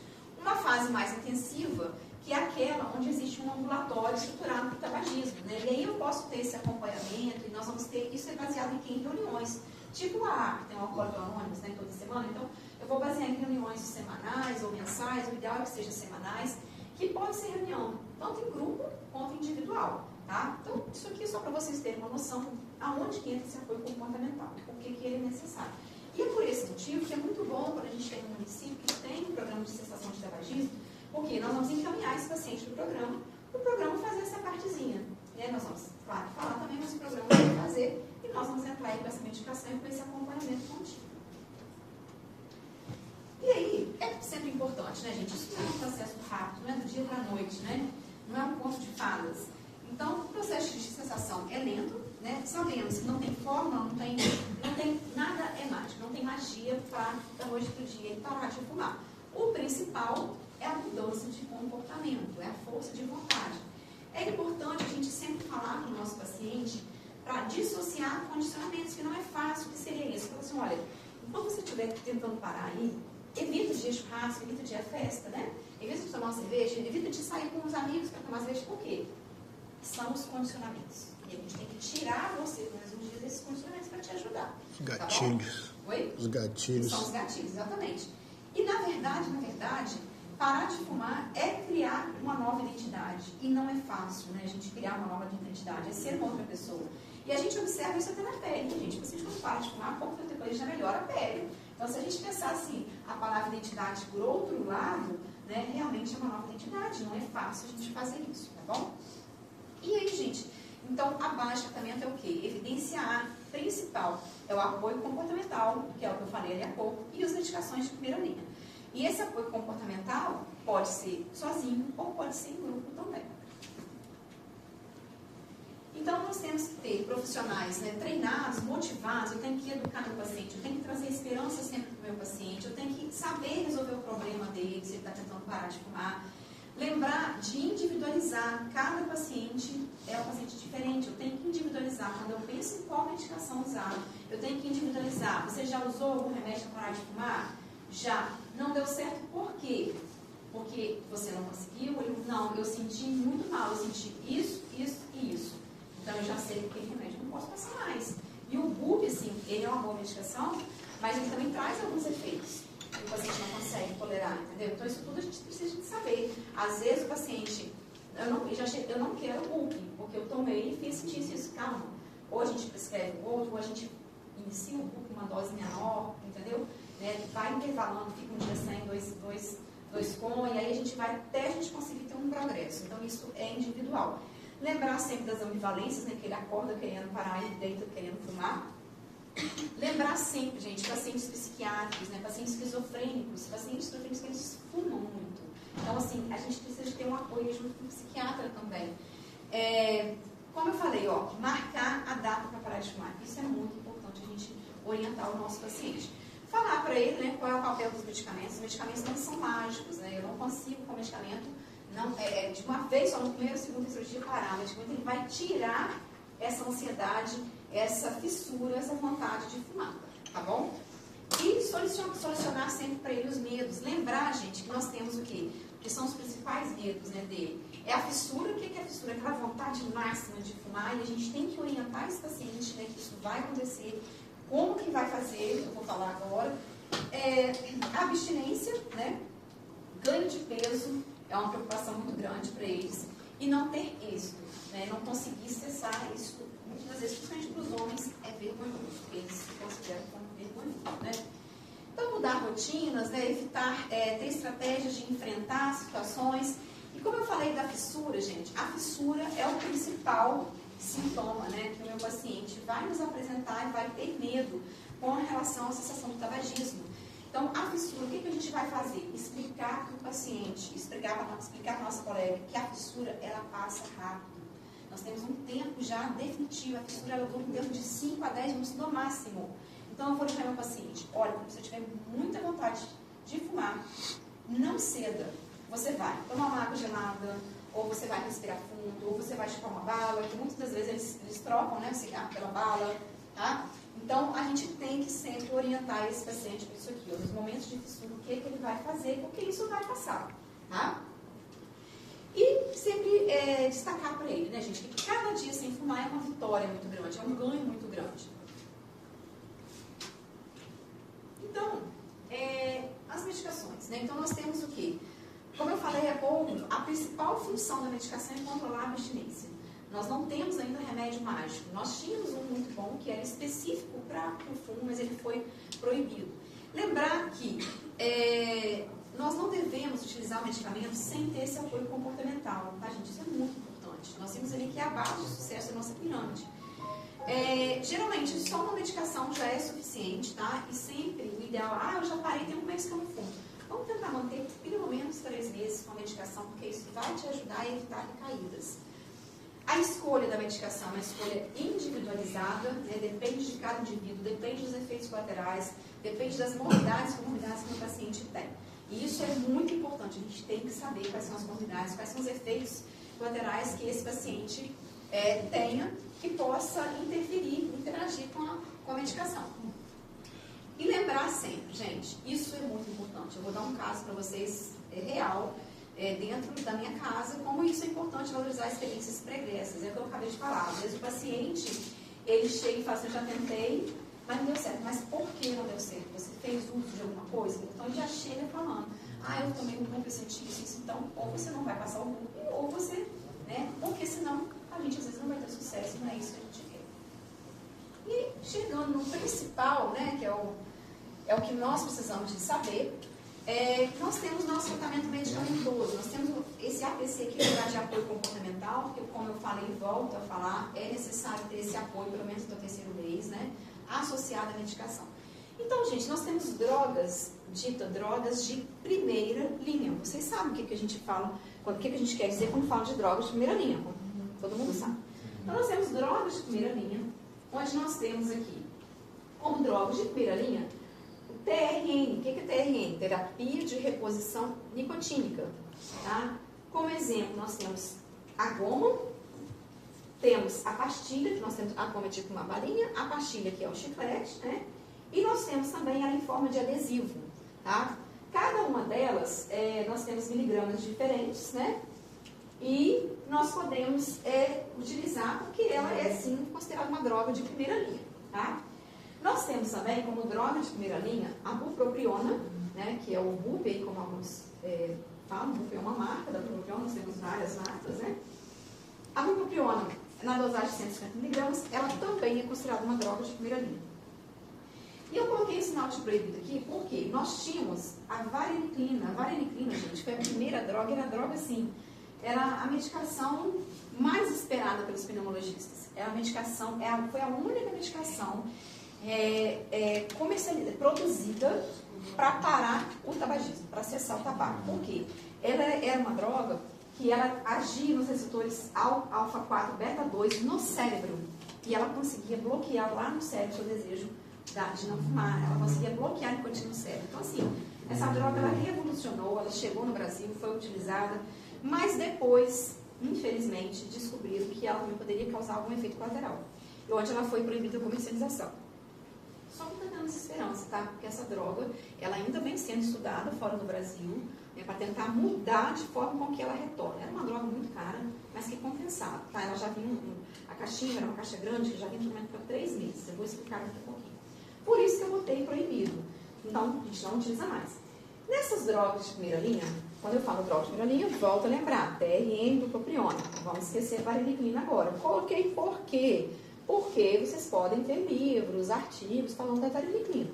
Né? E não pode falar que a professora de bio não falou. Nós podemos utilizar essas drogas sozinha, ou nós podemos ter um elo de ação aqui e utilizar em conjunto. Então, por exemplo, eu posso utilizar TRN como bupropiona, tá? Bem como eu, na época que tinha vareniclina, podia utilizar TRN com vareniclina, TRN, vareniclina e bupropiona, ou seja, tinha a opção de usar 3 drogas também, né? E bupo e mais vareniclina, nada me impedia, tá? E aí, foi muito rápido aqui, deu para pegar, né? E aí, gente, é importante, o que essas drogas fazem, né? O que a terapia de reposição à nicotina faz? Então, a terapia de reposição à nicotina nada mais nada menos do que ela faz a vez da nicotina do cigarro. Né? Ela vai agir, só que ela vai agir. Ela engana a nicotina, é como se enganasse meu cérebro com a nicotina. É nicotina, estou dando nicotina, só que numa proporção muito menor. Tá? Então ela vai agir preenchendo os receptores nicotínicos lá no meu sistema nervoso central. Então a gente vai dando em doses graduais para poder o quê? Eu estava tentando burlar meu próprio cérebro. A bupropiona, ela já vai atuar o quê? No bloqueio da recaptação de dopamina, noradrenalina, serotonina, lá no cérebro, né? Ela vai também reduzir o transporte de neurotransmissores como dopamina, noradrenalina e também ela faz um antagonismo nos receptores nicotínicos. Com isso, ela diminui essa compulsão por fumar, tá bom? Então é mais que para ajudar a diminuir a compulsão. Então, TRN, bupropiona, drogas de primeira linha. Mas como eu falei há pouco, que existe o quê? A nortriptilina. E eu não sei se vocês tiverem oportunidade de pegar no laboratório com o Eval, alguém querendo parar de fumar, você pegou? E ele passou o quê? Nortriptilina. Nortriptilina é uma droga, olha aqui, gente, segunda linha. Professora, mas segunda linha? Eu fui passar nortriptilina segunda linha para o paciente. O SUS tem. O SUS tem, muito bem. Aí a gente tem que ver. Cada caso é um caso. O que eu falei há pouco, nós temos que ver o que esse paciente, se ele já usou alguma coisa, se deu certo, se não deu, por que não deu. E eu tenho que ver a condição social. É o que ele falou. O SUS tem. Mas não só a condição social, tá, gente? Não estou falando, é para pessoas mais sérias. Não é. A gente tem que ver também as histórias pregressas do meu paciente. E a terapia nortriptilina, então, ela foi um tratamento de segunda linha, né? Que ele é um antidepressivo tricíclico, né? Que ele bloqueia também a noradrenalina e a serotonina, né? Aumentando a sua concentração lá, mas que também não diminui essa fissura, ela faz mais ou menos mimetiza o bupo, mas é claro que o bupo é muito superior. Então, nós falamos que é uma droga de segunda linha, por quê? Antes, no passado, vocês vão ver isso nos livros ainda, chegamos a utilizar a clonidina, que é um alfa, ele é um hipotensor, né? E utilizava a clonidina para parar de fumar, não tinha outra coisa, achava a clonidina. Depois viram que não, a clonidina não era uma boa, mas aí viram que a nortriptilina, sim, era uma boa. A nicotina, não, a nortriptilina, sim. E foi onde foi se usar. Muito tempo depois, observou-se que o bupo, a resposta era muito melhor. Mas a nortriptilina, ela ainda continua nas nossas recomendações de cessação de tabagismo como segunda escolha. Então, nós não estamos proibidos a utilizar. Então, como o colega viu, o Eval usou. Tá? Então, usou por quê? No município nosso aqui, ainda não temos um programa de tabagismo para oferecer a bupropiona de graça, nem o adesivo. Então, é uma opção. Não vou deixar meu paciente que quer parar de fumar, embora para casa, sem nada. Tá bom? Mas ela pode associar com a bupropiona e o TRN ou não? Só a ela? terapia de reposição nicotínica, sim. Com a bupropiona, Pode não, são dois mecanismos similares. Não vai ser legal, não vai bater muito não. Mas assim, eu posso utilizar e ter nortriptilina com adesivo. Às vezes o Eval não usou porque o adesivo é caro. Entendeu? Entendi. Não faz sentido. Não faz sentido passar a NOR por causa de questão financeira e passar o adesivo. Mas lembrar que não é só financeiro. Lembrar que se meu paciente não deu certo. Ah, sim. Entendi. Tem isso mesmo. Entendi. Teve jogo no grupo. Isso não conseguiu. Aí você tenta fazer na NOR. Entendi. Tinha esquecido. Aí, gente, como eu falei, é muito importante a gente saber os efeitos colaterais principais dessas duas drogas, principalmente o TRN e a bupropiona, tá? causar. Por que eu preciso de saber? Eu tenho que orientar o paciente o que ele pode sentir, para ele não desistir. Se ele sentir, ele vai vir até mim, né? Então, a terapia de reposição nicotínica, ela pode, né, quando o adesivo causar uma irritação, uma alergia, então a gente vai orientar sempre para trocar, nunca colar no mesmo lugar, porque ele é um adesivo, né? Num paciente pode que masca, né, o chicletinho, ele vai ter dor na mandíbula, então um paciente com prótese dentária, você vai passar para ele? Como de mascar? Né? O chiclete não vai, então vamos tentar isso, né? Pode ter câimbra, cefaleia, náuseas, vômitos, que tudo são coisas que vão passar. A gente tem que ter atenção para pacientes cardiopatas graves, por quê? Se você dá uma dose muito excessiva, além do ideal, de adesivo num paciente que já infartou, um paciente, né, que tem toda a opção coronária, o excesso de nicotina também pode ocasionar uma piora da sua condição cardíaca, tá bom? A bupropiona, ela tem alguns sintomas, né, que tem pacientes que não sentem nada, mas tem uns que sentem como boca seca, insônia, pode aumentar a pressão, mas a hipertensão não vão passar por isso. Você vai vigiar esse paciente, entendeu? E eu tá aumentando a pressão, vou cortar? Mas ele está reduzindo. Não, aumenta o remédio de pressão temporariamente, daqui a um mês você diminui e volta a dose normal. Então, assim, a gente tem que rebolar e encaixar, né? De acordo com o que o nosso paciente, a condição dele e com a condição que a medicina nos permite. Cefaleia, tontura, redução de reflexo, isso aqui, gente, às vezes nas primeiras semanas. Então, é onde a gente pode, às vezes, assim, tá tomando, tá sentindo, vamos fazer o seguinte, vamos diminuir a dose, ele já está em 2 comprimidos, vamos manter em mais tempo, daqui uns dias a gente começa a aumentar de novo, vamos fazer assim, você toma hoje, amanhã não, até daqui uns dias a gente volta a tomar da forma correta. Então, isso tudo a gente pode dar o nosso jeitinho brasileiro na área, e da medicina também. O principal problema da bupropiona, gente, o mais perigoso, é a convulsão. O paciente que tem epilepsia ou que já teve no passado é perigoso, por quê? A bupropiona, ela diminui o limiar de convulsibilidade. Então, ela pode levar esse paciente a ter convulsões. Então, é por isso que é importante o papel do médico também nessa equipe de cessação de tabagismo. Porque isso aí cabe a nós perguntar ao nosso paciente, fazer a nossa investigação. A técnica, certo? Professora, dos tricíclicos, só a nortriptilina. A nortriptilina não, né? Não, as pessoas falam que a nortriptilina não. E eu, professora, no caso do adesivo, até na bula também fala. Por que alguns ele dá insônia, igual você colocou ali, tá vendo? Insônia. Mas tem uns que dá sono demais. Não, o adesivo ele não tende a dar a insônia mais. Porque tanto na bula fala, tanto de insônia como sono demais. Todos não, dois. ele... O adesivo que tu fala, tô falando de medicação adesivo, não.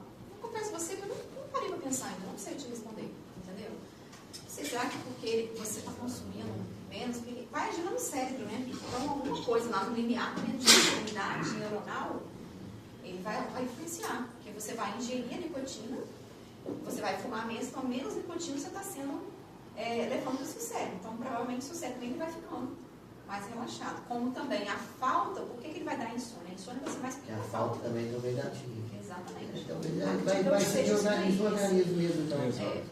Um efeito colateral também importante de todo antidepressivo, não só a nortriptilina, que pode acontecer, em pacientes, ele pode aumentar o intervalo QT. Então, em pacientes que têm arritmia também, a gente tem que tomar um certo cuidado. Né?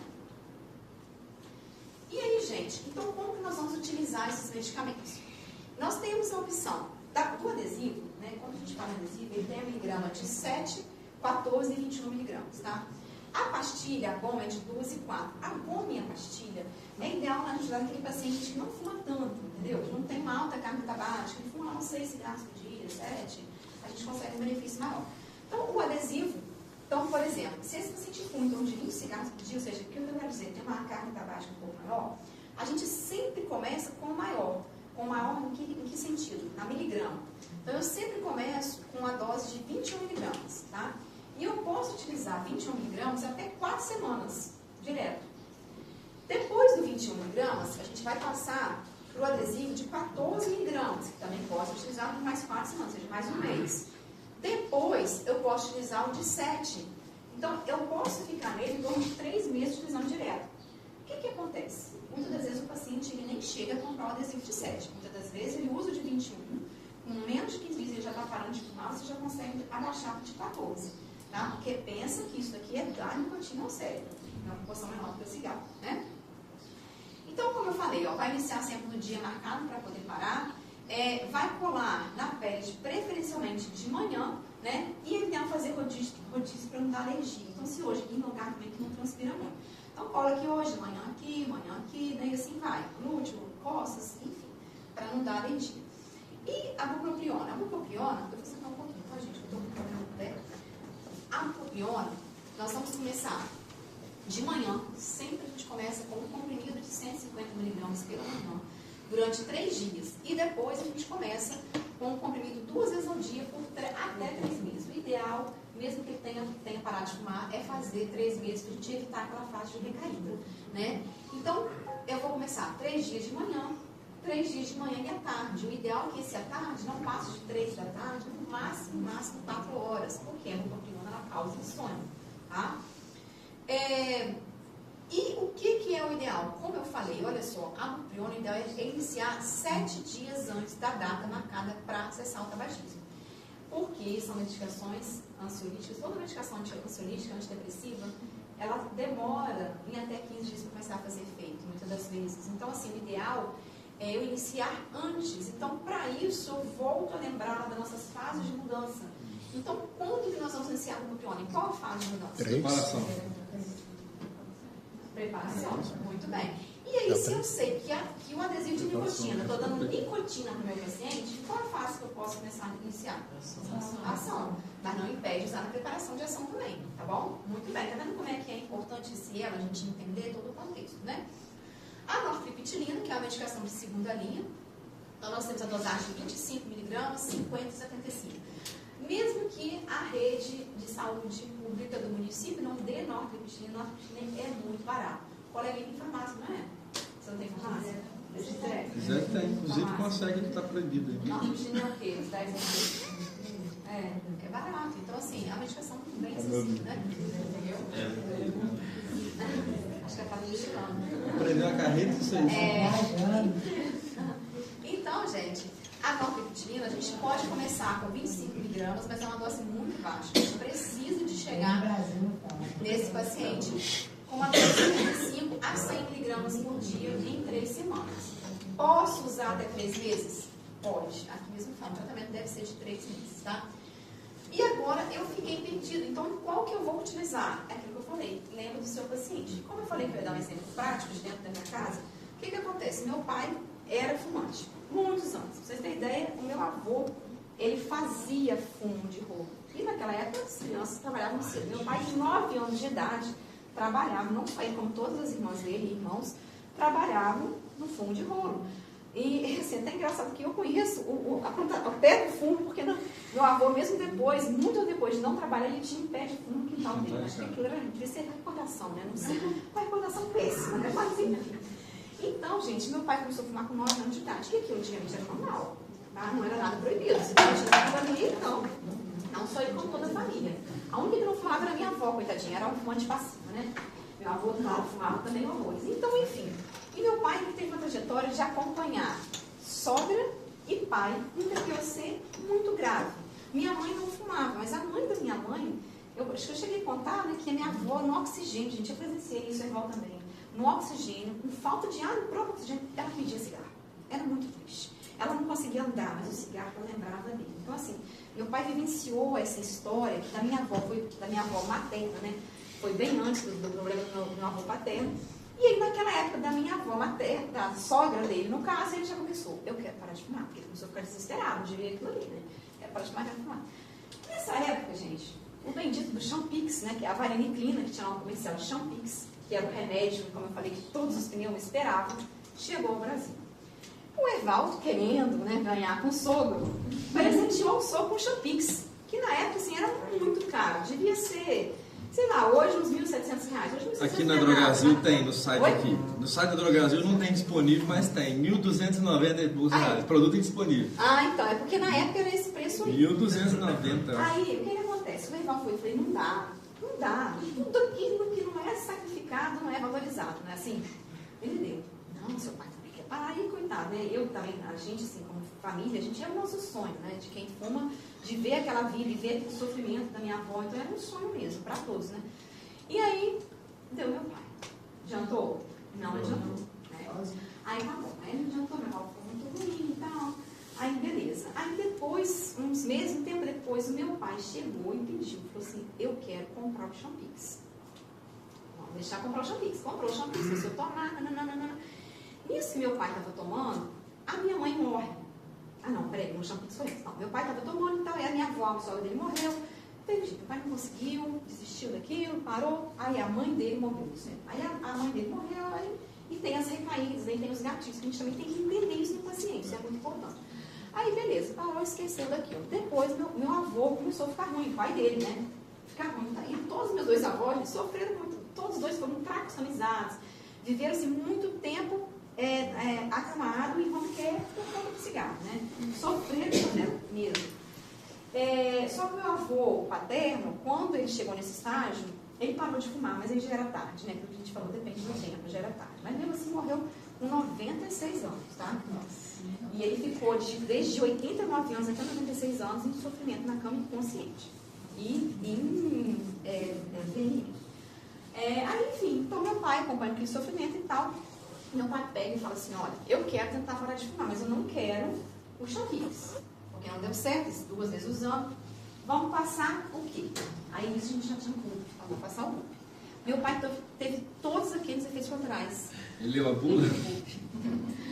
E aí ele foi e teve os efeitos colaterais e começou com aquilo, aí depois ele parou, depois ele quis de novo o buco, voltou a tomar, e aí a gente foi fazendo esse intercalado. Meu pai estava quase conseguindo. Minha mãe morre de acidente, ele estava junto, foi um acidente muito trágico. E aí para ele não tinha como nem a gente cobrar dele, entendeu? Tipo assim, continua com o buco, não tinha essa coisa. A minha mãe morreu soterrada, ficou 7 dias, demorou 7 dias para achar um corpo. E não morreu só, morreu várias pessoas, e ele estava junto e ele foi um sobrevivente. Então, assim, a gente não tinha como falar, entendeu? Esqueceu, pagou.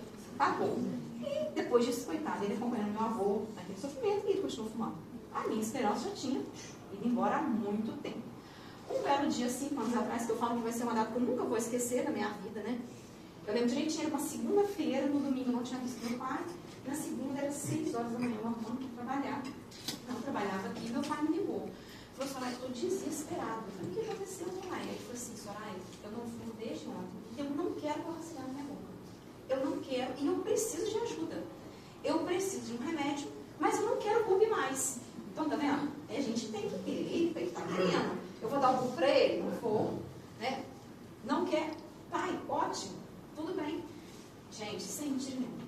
Eu amanheci na porta da farmácia, esperando a farmácia abrir.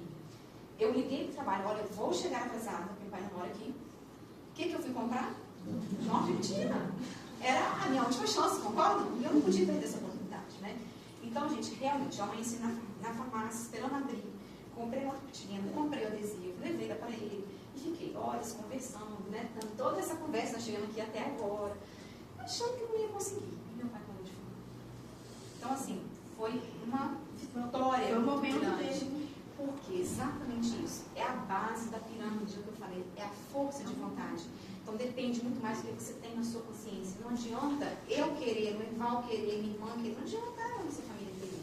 Não adiantava o sofrimento que ele viu do pai dele. Entendeu? E meu avô, o pai dele sofreu mais que minha outra avó. Minha avó não foi tantos anos assim, sabe? Deus levou antes, né? Agora meu avô, então.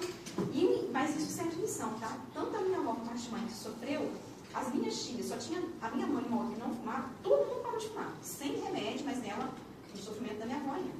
E nunca mais voltaram. E do meu avô, nós tivemos, não tinha muito sucesso, não, tivemos 3 que pararam de fumar, meu pai mais 2, os 2 pararam antes. Então, assim, acaba, infelizmente, através do sofrimento, você consegue ter ganho, né? Êxito. Então, gente, meu pai conseguiu parar de fumar. Eu confesso a vocês que eu tenho pesadelo até hoje que eu estou vendo ele fumando. E eu podia ter coragem de perguntar para ele, pai, você não tem vontade de fumar? Eu tenho horror, não posso nem ver o cheiro de cigarro. Quem conheceu meu pai, gente, todo mundo só tem a imagem, não sei se você lembra, você não deve lembrar, né? Mas assim, a imagem do meu pai era sempre cigarro na boca. Era sempre. Meu pai comia cigarro. De chegar lá na casa dele, eu falava assim, não, você fica aí que eu fico aqui, porque eu não consigo. Entendeu? E é claro, assim, que família ajuda muito. Ele veio por esse motivo, porque ele teve, na verdade, uma chikungunya, na época ele ficou muito mal, ficou internado. E o meu menino mais velho começou a pedir, para de fumar, para de fumar. Então, assim, a gente acha que seja por isso também, que mexeu um pouco com ele. Ele não fala, né? Mas assim, pra gente foi um ganho, essa é uma vitória, pra ele também, né? Isso já Você já era pneumologista, né? Já vai fazer, agora em fevereiro faz 6 anos que ele parou de fumar. Entendeu? Então agora eu falo que eu posso cantar a vitória, né? E ainda mais depois que ele falou que não, só eu que sonho que ele tá fumando. É um pesadelo, né? Dizendo que ele nunca sonhou, nunca nem fez. Graças a Deus. E assim, então, é aquilo que você perguntou também, a colega perguntou. Tem sequela? Ele tem que fazer, mas hoje em dia não tem tosse. Né? Ele era aquele paciente do pigar todo dia de manhã, de estar escarrando, né? Da tosse não tem, está estabilizado, né? E aí, a gente vai. E aí também serve de exemplo para vocês de entender que não é porque nós repetimos a segunda linha que ela não vai ter benefício, não vai ter ganho, tá, gente? Então, na medicina, como eu falei, não é matemática, mas até naquilo que a gente acha bom, Então, só uma historinha. O quê? Já tentou tudo? Não, então, igual você falou, ele veio fazer um exame dia 1º de setembro. A gente saiu de casa às 6 horas. Quando eu estava evacuando, antes de 6 horas, a primeira coisa que faz é botar um cigarro na boca. Aí chegou lá, já foi internado direto, ele precisou fazer uma CRM, aí teve que parar, mas tipo assim, ele tem vontade louca. Aí até mandei agora pra ele, mas sabe o que eu tô passando? Porque, tipo assim, o número dá certo, os adesivos, dá certo pra ele. Aí eu sabia da Triplicidina. Exatamente, começa a dose baixa, né? É o ideal começar à noite porque ela pode dar sono. E também ela é uma antidepressiva. Então, Precisa de receita. Precisa de receita, né? Ela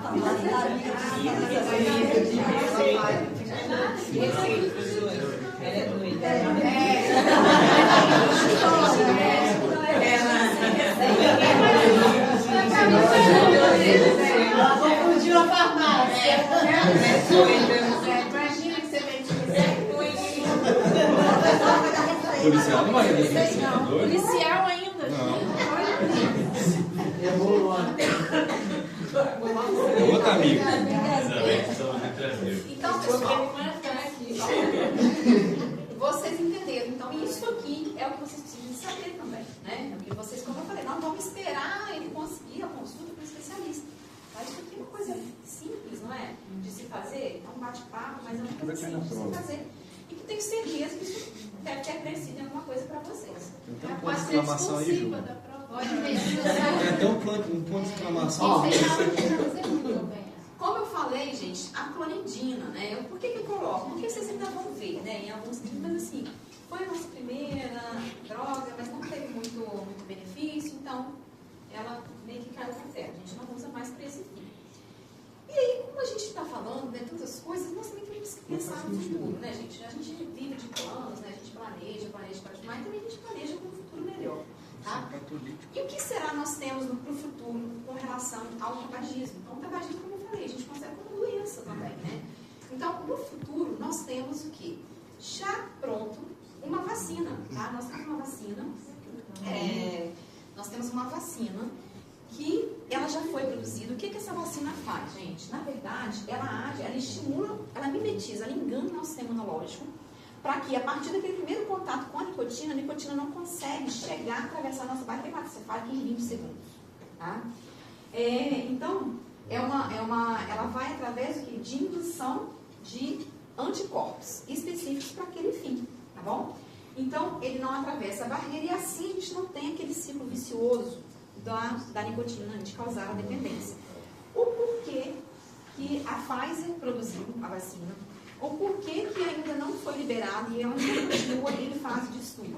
Porque observou-se que dependendo do sistema imunológico de cada um, ela tem benefício ou não. Então observou-se que ela tem benefício, isso já foi comprovado, mas não para todos os indivíduos. Então qual é agora a nova fase de acompanhamento de teste?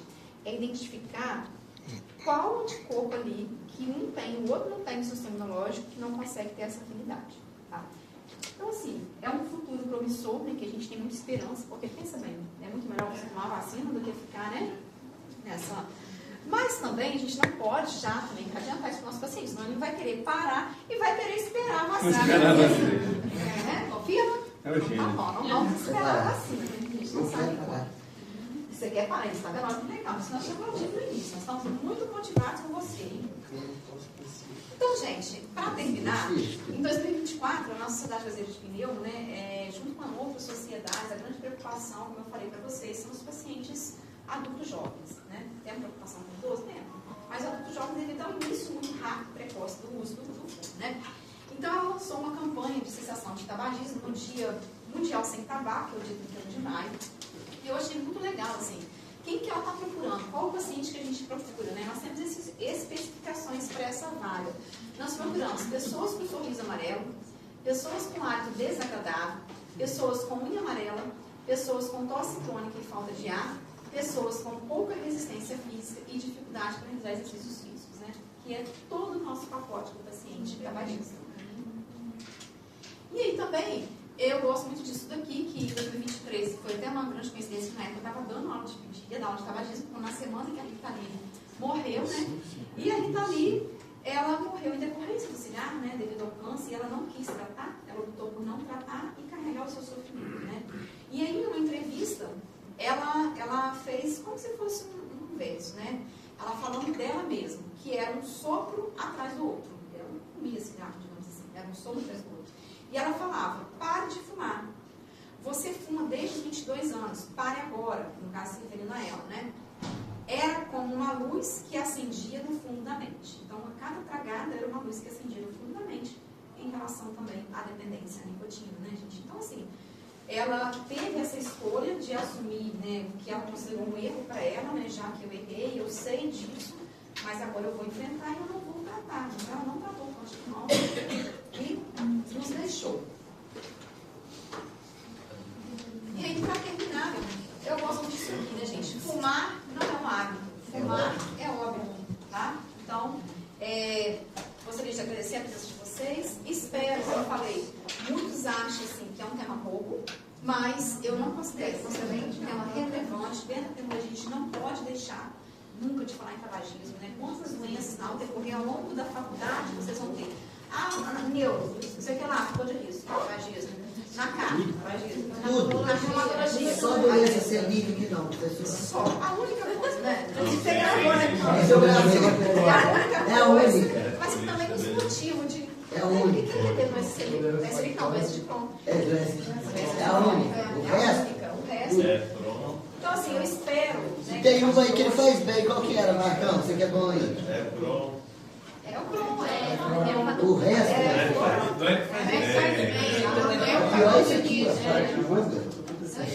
Então, eu quero deixar, né, para vocês aí essa contribuição, que eu tive, claro que grande parte já sabiam, né, mas que vamos agora, mesmo aqueles que fumam, que não se identificaram ainda, mas que lembrem do nosso paciente, tá bom? Lembre do seu paciente quando estiver atendendo, igual a colega que deu o exemplo do marido, olha só. É jovem? Novo, 47. Muito novo, isso, paciente de 47 anos, não faz nada. Menino. É muito novo, quer dizer, ele já sabe que ele realmente fuma um cigarro, ele faz muito estranho. Então, eu espero ter colaborado com vocês. Sim. Tá bom? Pessoal, sobre a prova, tem alguma coisa? Então, a prova, como eu falei, eu não lembro assim. Vocês confirmaram se é aquilo mesmo que cai? As matérias? Gente, tabagismo. O ritmo tem na aula de vocês sabem. Concordo. Isso aqui é uma coisa óbvia. Nossa prova, vocês viram na N1. Não é prova de ficar colocando cada teste, nada disso. É tipo assim, né? A gente tudo dentro de um contexto, dentro de uma aplicação prática. É o que eu quero te dizer a isso. Eu quero que vocês sentam, vão entender o paciente e vão lembrar. Ele está com tosse.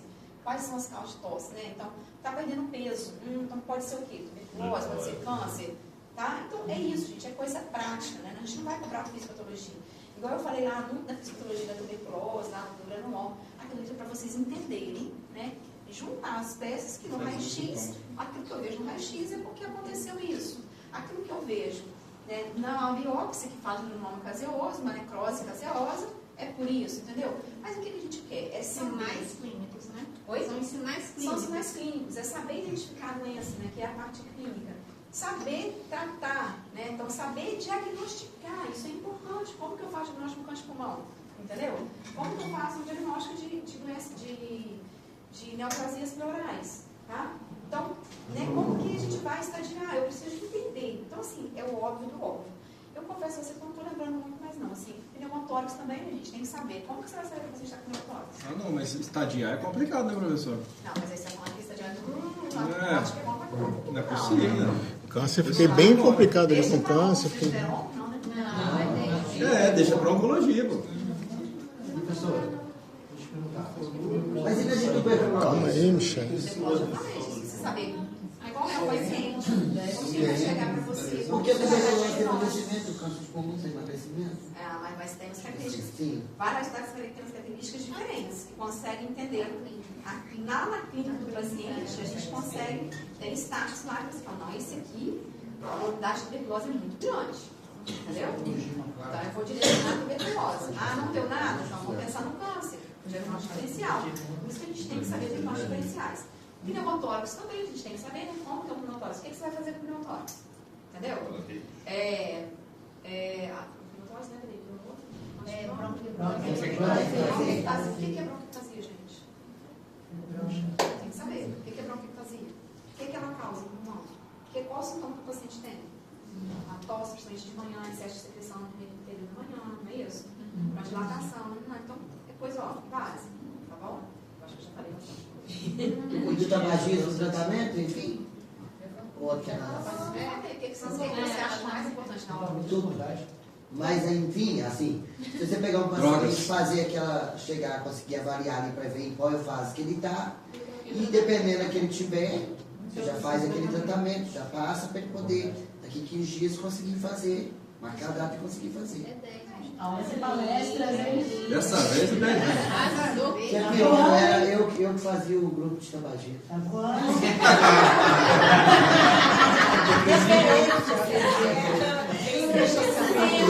Eu fiz por mim. O grupo conheceu ela. É o tipo de Faz o que eu faço, mas eu faço o que eu faço. Exatamente. Você daquela, o coração até erra a batida. É uma cidade grande. Não, era Juiz de Fora.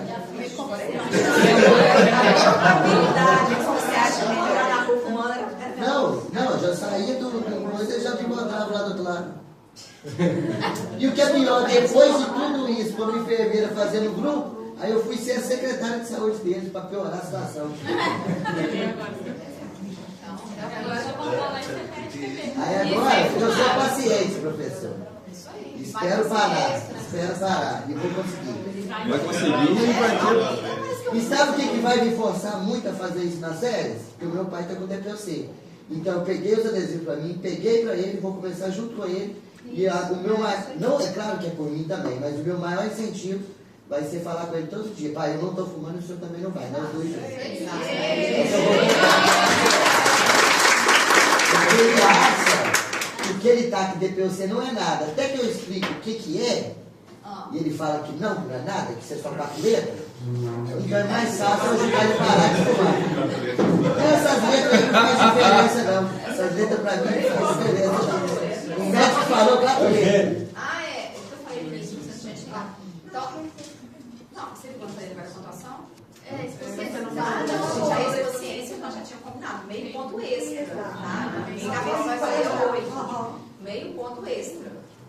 Doação de sangue também, você falou? Professor, a gente queria.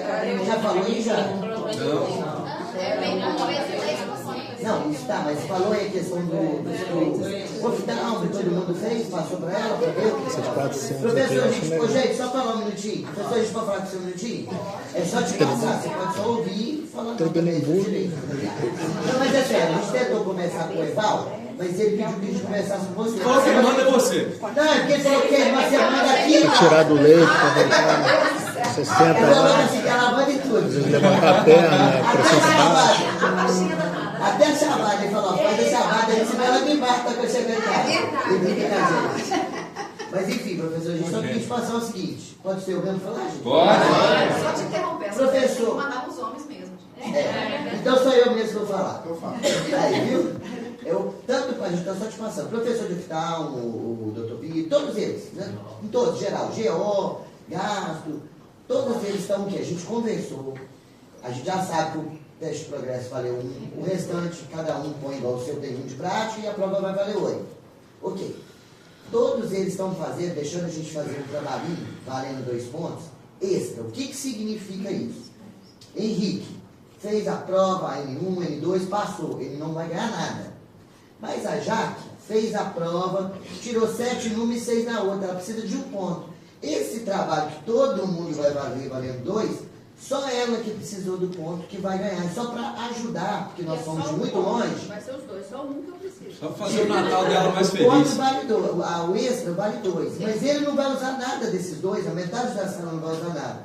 Mas se alguém precisar, foi o que a gente está falando que os outros professores estão fazendo. Se alguém precisar, eu estou com 12,5, eu preciso de 1,5. Esses 2 vai servir para mim, ou vai servir para o professor. Então, ou seja, todo mundo já está consciente que esses 2 pontos extra, todo mundo vai fazer o trabalho, mas que só vai para quem precisar para não ir para a final. Por que os professores resolveram fazer isso com a gente? Porque a princípio foi o de oftalmo que nos ajudou, e todos os outros resolveram entrar tipo no bar e ajudou também. Porque nós somos muito longe, ela mora quase 20 horas de distância daqui. Eu moro 16 horas. Não tem como a gente voltar 2 semanas depois fazer uma prova. Então eles fizeram isso para ajudar. Mas é seu direito, professor. Mas todo mundo sabe, se ela está com 14, ela não vai ganhar nenhum décimo. Se ele está com 14, ele não vai ganhar. Se eu estou com 13,9, eu ganho um décimo. Olha só, o que acontece? Eu expliquei os colegas antes aí. Porque nós temos 2 situações. Não dá um tempo mais a gente como professor também, corrigir esse trabalho para dar uma nota até uma semana. Nossa prova você não vem na outra. Não, mas a nota é só para quem precisar, senão você não vai nem corrigir.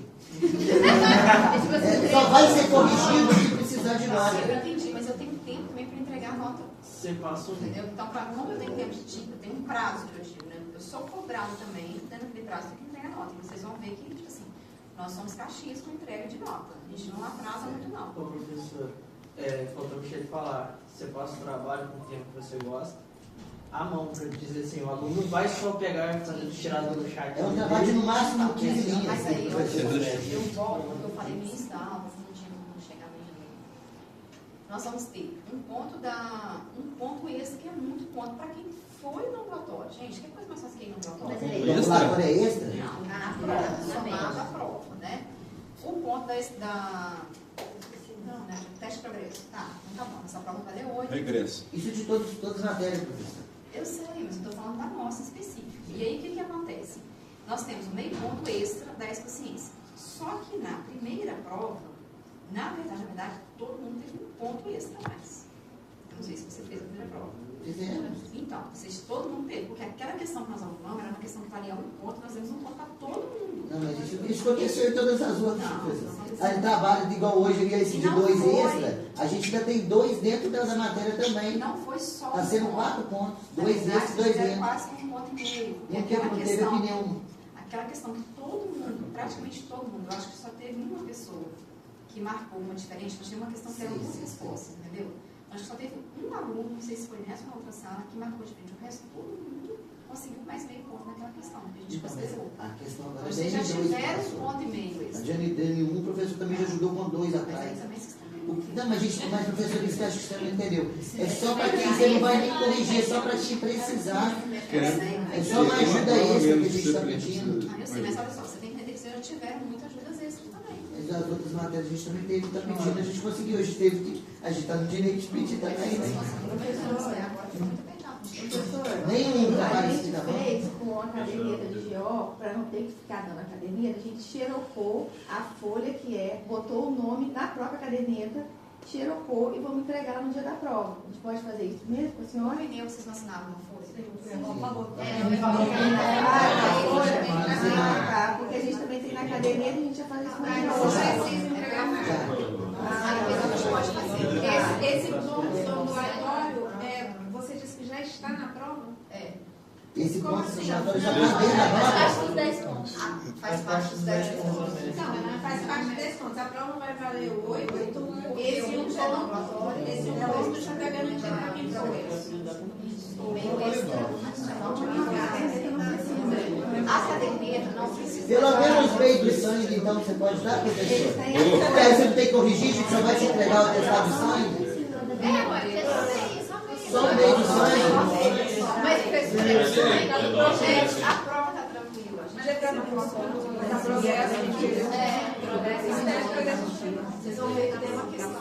Não, porque você trouxe carimbado pra mim. O meio do sangue pode não, professor? Pelo menos do sangue? O que estava no carimbo, eu ia contestar. Aqui é qual que é?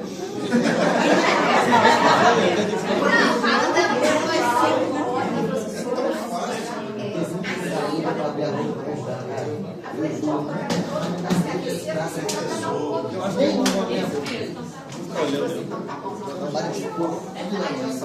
Ô, Hélio, ontem eu vi uma carta que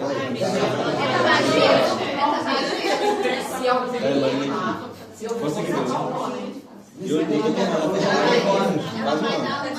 ela leva 40 dias para fazer. Aí ela chegou ontem, saiu o rosto dela. E é de quantos miligramas?